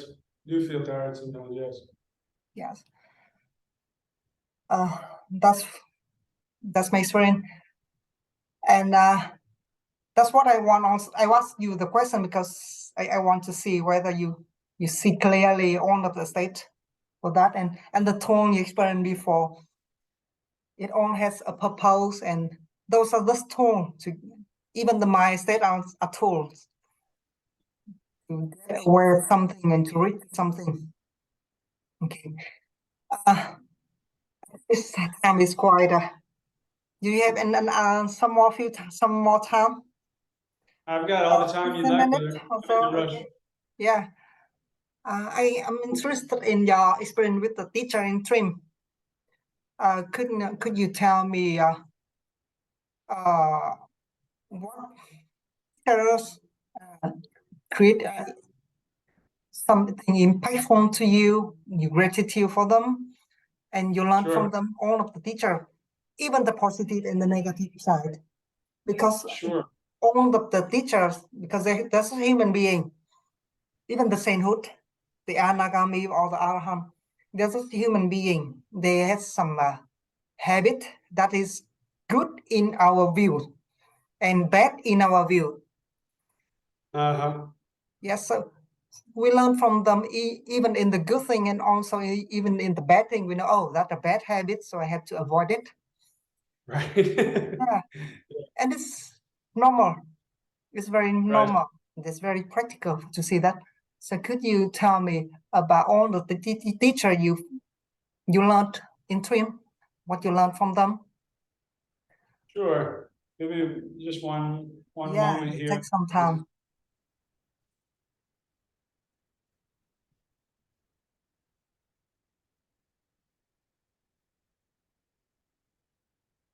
I'm very grateful because I did so many retreats very close together. Because really, as I said, in 2020, I came to India thinking I will do this, this plan, and then I'll go back to business. But as I said, once COVID happened and I began diving deeper into the depths and what is India, and I had these experiences, then subsequently I have just been focusing on my own evolution, spiritual, personal evolution, and also serving others. And so I'm very grateful that I received some money from the Veterans Administration and from the past investments. So I'm able to focus now for some years just on this. And so when I connected with TWIM, I had the first retreat with Delson in the United States. And then about a month later, I had another retreat with Delson in India. And then a few weeks later, I had a retreat with Delson in Bhante Ananda. All the other ones were in India. And then I had a retreat with just Bhante Ananda. And then I had a retreat with Bhante Dhammagavesi, who's another teacher of TWIM. And so I've experienced all of those different teachers personally. And then when I was in the dark room, I chose to use a little digital recorder, a little audio recorder. So no light coming from it, but in the beginning, before going in, I recorded about a dozen different Dhamma talks, some of Delson, some of Bhante Vimalaramsi, who is the monk who he rediscovered this practice, and then some of Bhante Ananda. And then, as I said, I also had some calls with one with Delson, several with Bhante Ananda, one with you, and one with Venerable Mentananda, who's another monastic. So I've had experience, whether in person or through the Dhamma talks with a handful of different teachers from TWIM, and I'm really grateful for it. And I find that it's one of the tools of learning that I've used in the past. As I was studying some years back, I realized, like, wow, I'm 33 years old. I have an undergraduate and a master's plus several years in flight school, and I've never actually learned how to learn all this time. I've never been taught how to learn. I have a master's degree, I'm a professional, and I've never learned how to learn. And that was one of the things that I did in 2018, was take some courses on learning and things. And one of those tools is, of course, to get the same sort of information from different perspectives, get it repeated from different ways. And so I like to go back to the same books or the same things that I've learned over the course of time as my brain and understanding has changed, and get that same piece of information over and over. I used to be very much about trying to read as many books as possible and listen to so many podcasts and just get more and more and more. And now I'm very much about less is more, and just get it repeated over and over, and from different professional expert opinions. When I say professional, not like from someone who really dedicates themselves to this.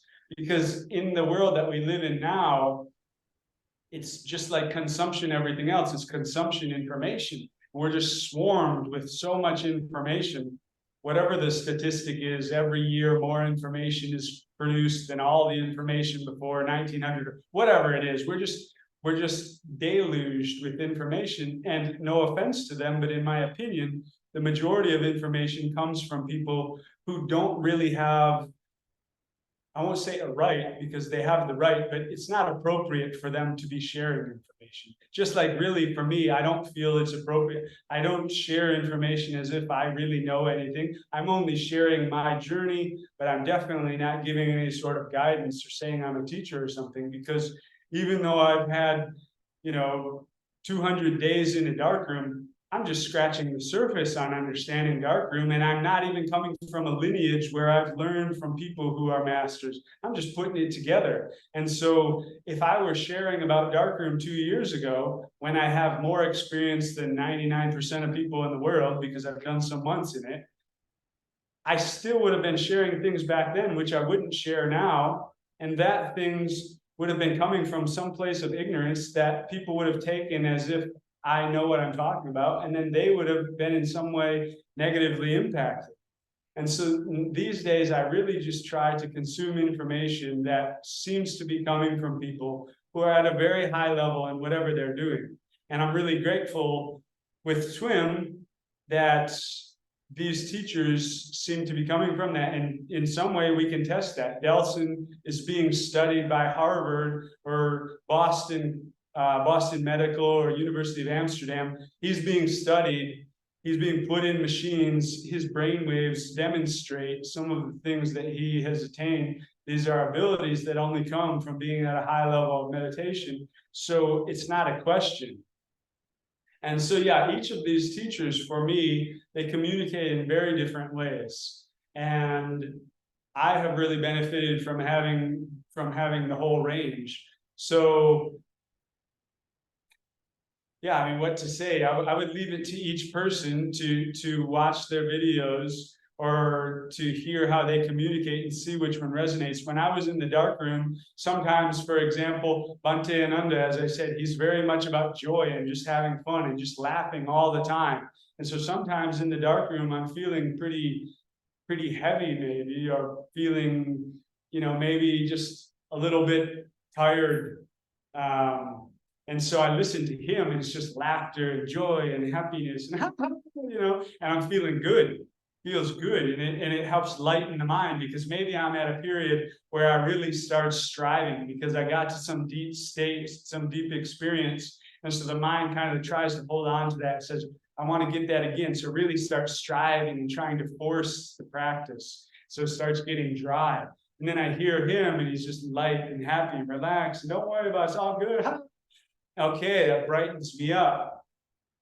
Whereas sometimes listen to Delson, and Delson, he really can go into the weeds from my perspective. He can really go in detail about, take one sentence, and he can break that down probably for an hour, just going deep into it. And I'm like, wow, okay, really expanding my mind about the depth, because of course the Buddha, he's saying things that they have so many layers of wisdom into them. And as for me personally, as I experience these deeper stages of the meditation, and as my mind becomes more skillful and more purified, then slowly I'm just beginning to understand, or I won't even say understand, beginning to able to drop into some of these deeper layers that he's sharing.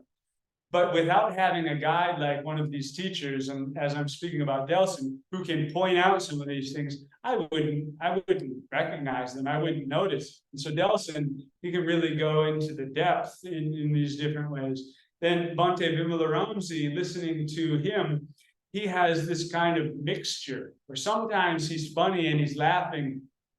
Sometimes he's very, I won't say serious, but he's like, do it this way, But he's coming from this experience of teaching thousands of people and several decades of practicing very strong, to where I know, like, when he's talking about, he's speaking from personal experience. He's not saying it because he heard someone else. He's someone who is recognized by the practice that he was in, the Mahasi Sayadaw practice. He was recognized as being very advanced there. And then he chose to separate and go into this practice because he felt that he wanted to experience the life change even more so by going back to the suttas. So when I hear him talk, I don't question, like, is he speaking from experience or not? He's taught so many people. And then Bhante Dhammagavesi, he communicates in a very different way, so he communicates and he speaks in a different way that's different from all of them. He laughs at different times. He speaks at different times. So for me, I've gotten a lot of benefit from having in-person teachers, which is something that really stood out to me after the first TWIM retreat, because previously I had, like I said, approximately 5 Goenka retreats. And I have a lot of gratitude for Goenkaji and much appreciation, because he is the person who really first introduced me to the Dhamma. And he's the first person who introduced me to these teachings of the Buddha, first through a book. And once I read that book and I started learning some of the principles that the Buddha teaching, I started experiencing all of this hope and this joy, because what the Buddha was sharing about it being possible to purify the mind, which previously I had been really like, that was my challenge. I'm first it was with alcohol and sexual addiction. Like, I was struggling with these for years and years. And in the West, it's not said that you can purify the mind from it. It's said, in Alcoholics Anonymous, they say, I am an addict. That's what I am. I'm a label addict. It's not, I am a person who currently experiences challenge with alcohol due to all these things. It's, I am an addict. Boom, nothing else. That's who I am. And if I am that, it's not saying I can change from that. It's saying I am that. Well, that's very disempowering. And that's the message that is provided largely in the West through addictions. And I was in that world of addiction first unconsciously, and then especially 2018, 2019, 2020, by actively attempting to letting go of it. And even before that, I was trying to let go of it, but I was in that world. And so I'm trying to do it in these ways that really aren't bringing about very much, hope, because it's like, this is who I am. I'm always going to be that. The thought's always going to be in the back of the mind. Well, when I connected with first that book and then with Vipassana retreats, Goenkaji is sharing some of these basic teachings of the Buddha that are sharing, no, there is hope. You can purify the mind. You can let go of these things. It's not doomed forever. That was like, wow. Okay, this is what I've been looking for. And hope came into the mind. So I have a lot of gratitude for Goenkaji. And when he shares his Dhamma talks, I love his energy. Goenka, he's laughing and he's happy and he's sharing these in ways that are really accessible to humans. So I have a lot of gratitude for it. But for me personally, having an in-person teacher makes a very big difference. The teachers in Goenka Vipassana, from my experience, again, gratitude to them, because they have created a system that is able to be replicated around the world basically for free.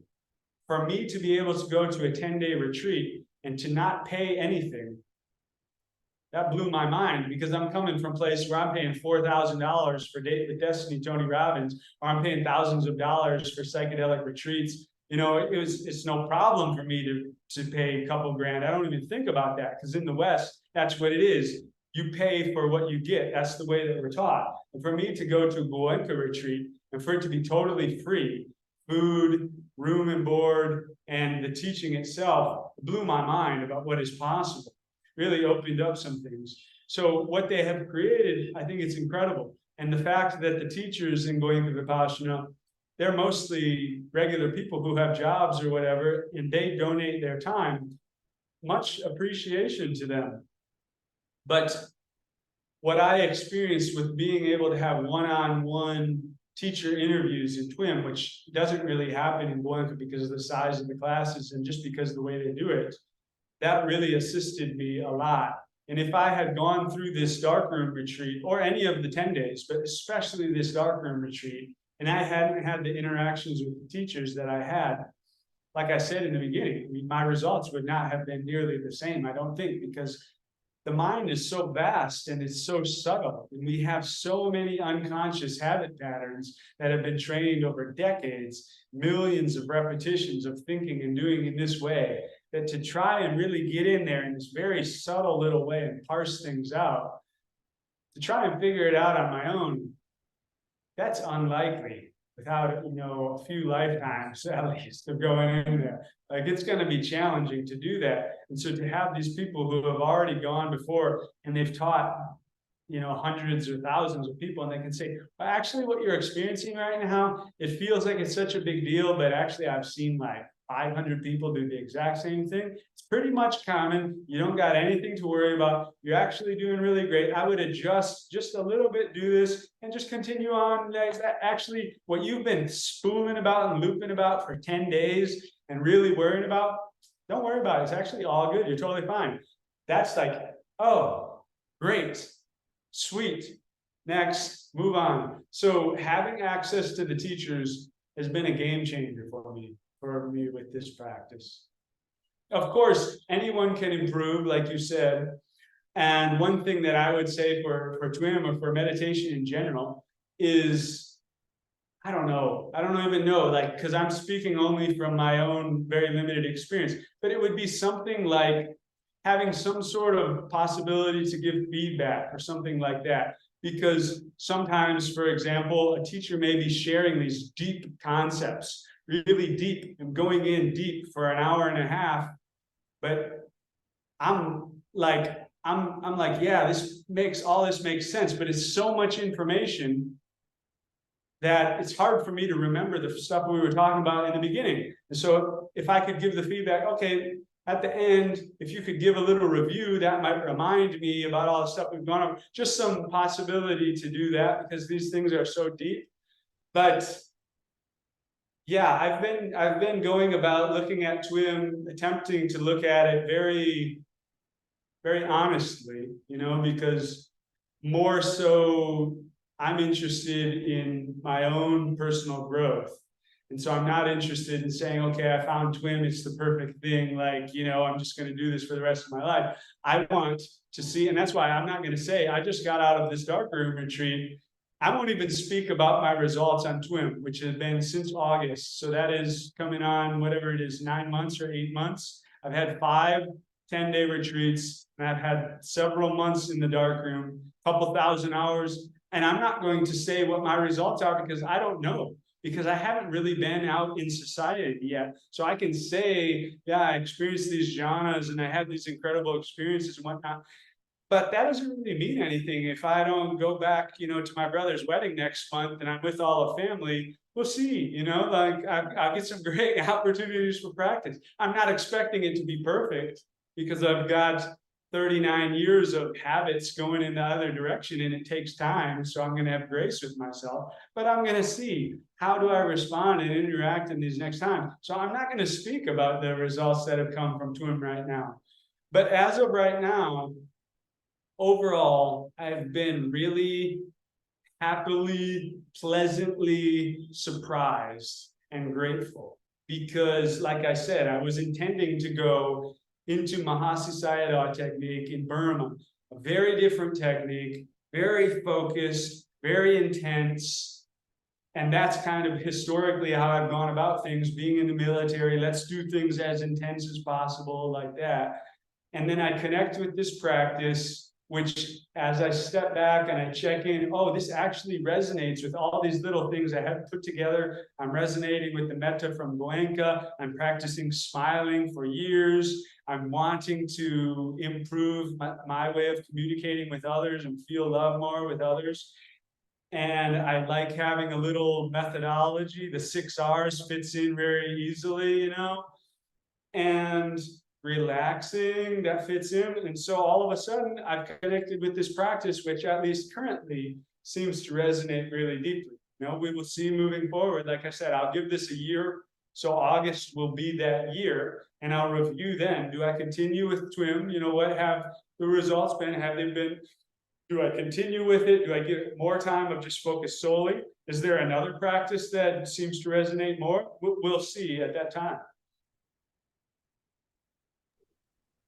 Okay, I see. The journey still needs to continue. I mean, I guess that seems to be, that's what it's always going to do. So I might as well accept it. Yeah. It seems the way it is. That's good. And it's very good.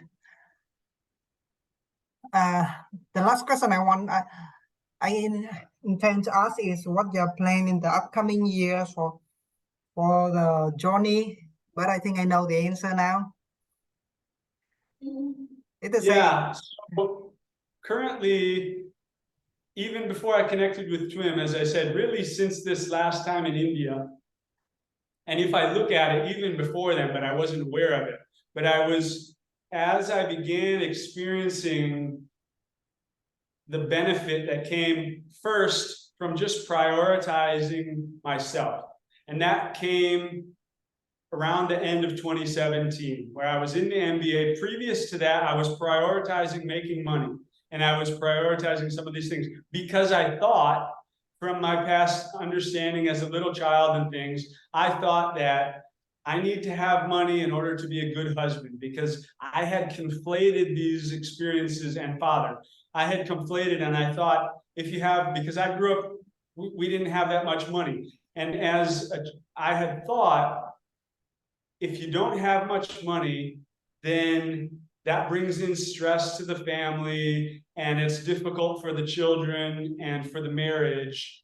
And I really didn't want to, I wanted to be a father who is as good as possible and doesn't give the children lots of stress and gives a partner. So unconsciously, since I was a child, I began focusing on making the money. And it wasn't because I wanted to, like be greedy or whatever. I mean, these words don't really mean anything. Everyone is doing it for some deeper reason. It's not just because like I want to have a pile of gold or something. It's due to some sort of insecurity or some sort of immature understanding. And so I was doing that. I was prioritizing that focus for those years. And 2017, 2018 began. I started prioritizing the focus on myself, because I was at this really dark place and I recognized I need to adjust something here. So I started experiencing the benefit from that.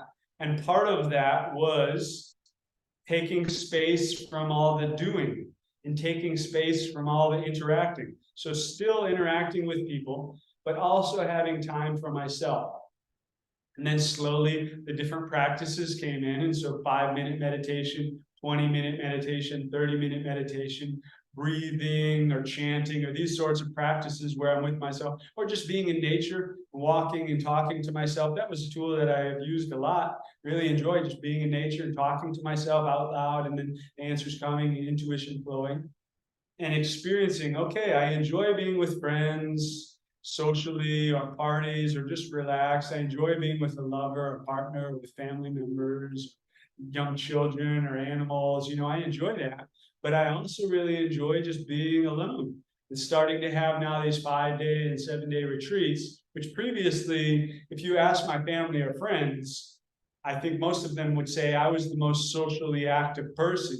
When it came to college parties and in the Marine Corps, like I was wild. I was just always out there being very active because I was very insecure and immature, and I was really looking for validation and just wanting to be loved and to get that connection with others, because I didn't have it with myself. But as I began having these solitary times, I started connecting with myself more, and I started not needing that validation as much. And so I started seeing the benefit in both of these: time with others, time alone. And then as I began doing these deeper practices, instead of just these external things like the experiences or the psychedelic journeys, but I started seeing, okay, if I want to become good at dribbling a basketball, I'm not going to just dribble the basketball for 5 minutes every day. I'm going to dribble the basketball for hours. And why does Michael Jordan become so great? He says it wasn't because he was the best when he was born. He says because he began practicing and playing, and he made the focus of his life. And so for me, I'm interested in having this life, like I said, where I'm happy, I'm at peace, I'm content. And so that seems to come from the way that I'm thinking and operating in the world. And as I have found, whatever I repeat, I become good at. Doesn't matter if I'm doing it intentionally or unintentionally. So if I'm continually looking at the news and continually playing violent video games and continually watching, movies about unhealthy relationships, then I'm going to get good at feeling stressed out and feeling violent towards others and having unhealthy relationships. I'm just going to become good at that. It's just what I'm going to do, because the mind doesn't know right or wrong, good or bad. It just knows whatever I feed it, that must be important. And so keep doing that. And so if I'm interested in being happy, being at peace, and being content, well, then I might as well start creating my life to where the things I'm ingesting are helping me moving in that direction, instead of saying, I want to be happy while I read the news, I want to be at peace while I practice killing people. I want to be content while I'm watching movies where the guy has the girlfriend, but he's looking at the other girl, like that doesn't make sense. I want to be around people who are incredible and wonderful examples of relationship and being at peace. And I want to practice for myself these techniques which have been passed down. Now I know, this isn't something that someone just came up with.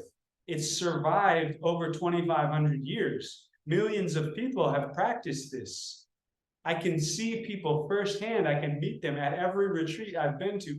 I talk to people who have had experiences to where they are now at those places that I'm interested in going. Okay, well, that gives me guidance. And so instead of saying, well, okay, that's cool, but I'm just going to practice dribbling the ball for 5 minutes a day over this time, it said, all right, yes, society says that it's important to be married and have children at a certain age.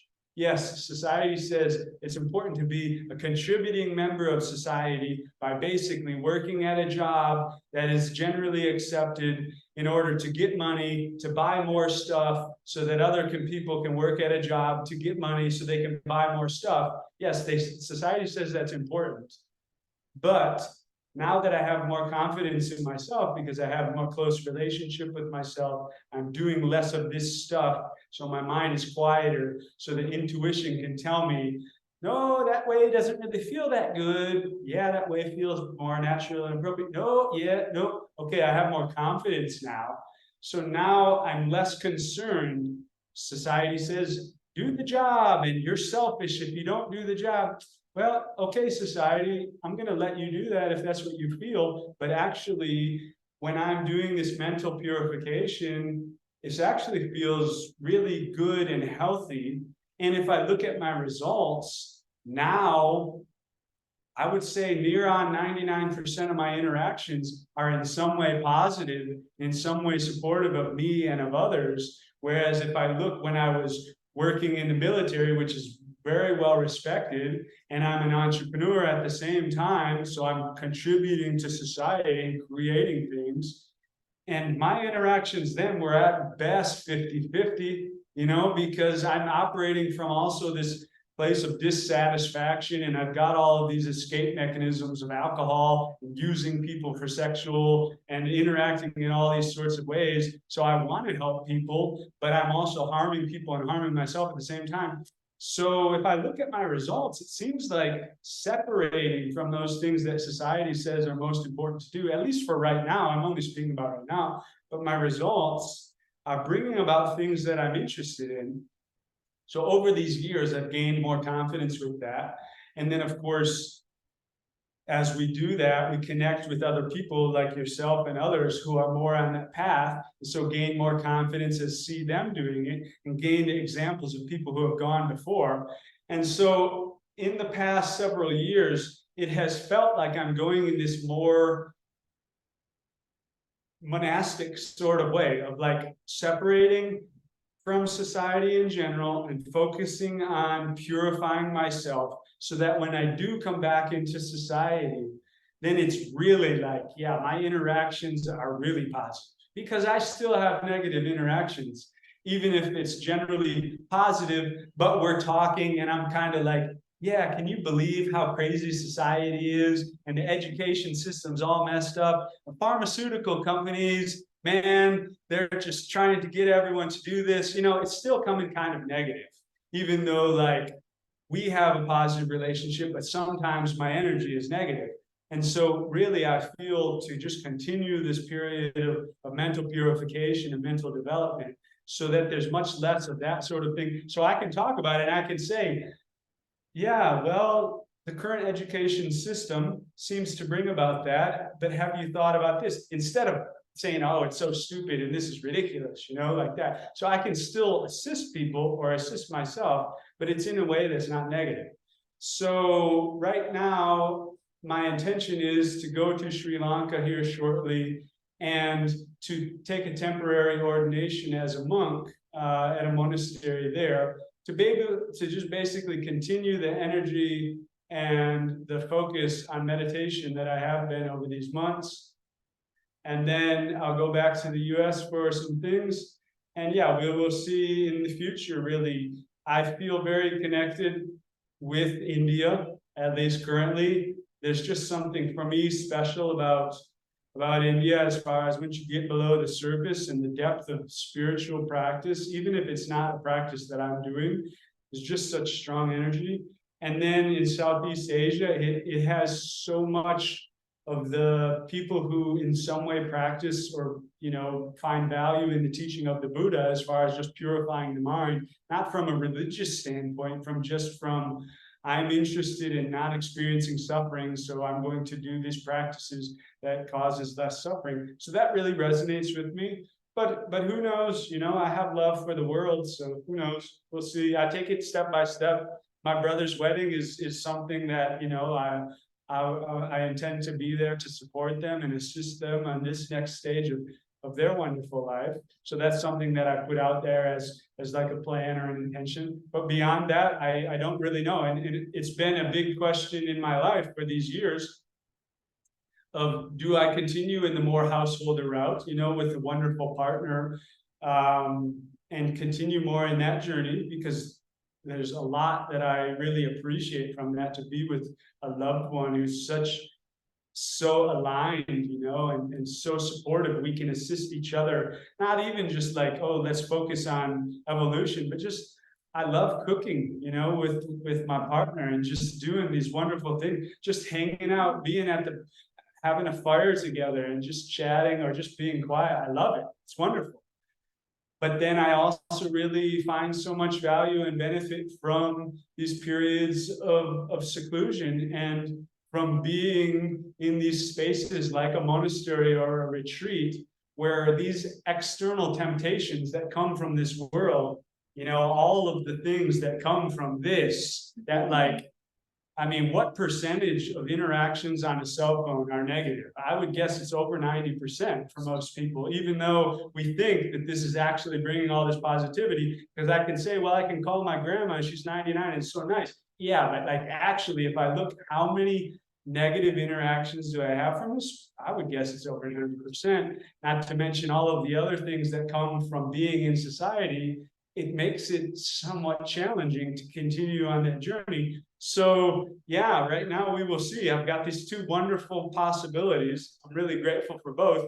This monastic one is one that I never imagined. Even 2 years ago, I never imagined it, but it has opened up because I have opened my mind up to being open to different possibilities. And subsequently, I've been able to recognize when other people come into my life who previously I wouldn't have recognized, such as yourself. And so we shall see, brother. Yeah.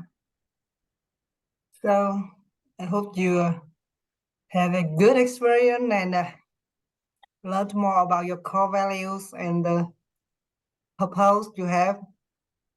So what is more calling for the household life or the monastic life is better? Yeah, actually it's too different. It's very different, very, very different. And I hope you in the next journey will have a better answer for that. So you will be a householder or they'll be cool or whatever. I don't know. Let's see. I will continue to see what is going on. Absolutely. Yeah. Yeah, I look forward to being in Vietnam with you sometime for sure. Yeah, if you have time, come here for a few days or few weeks. I don't know if you have time or you have something to be here. Just come. I don't know. I don't want to invite, but I do not know what will you do in here.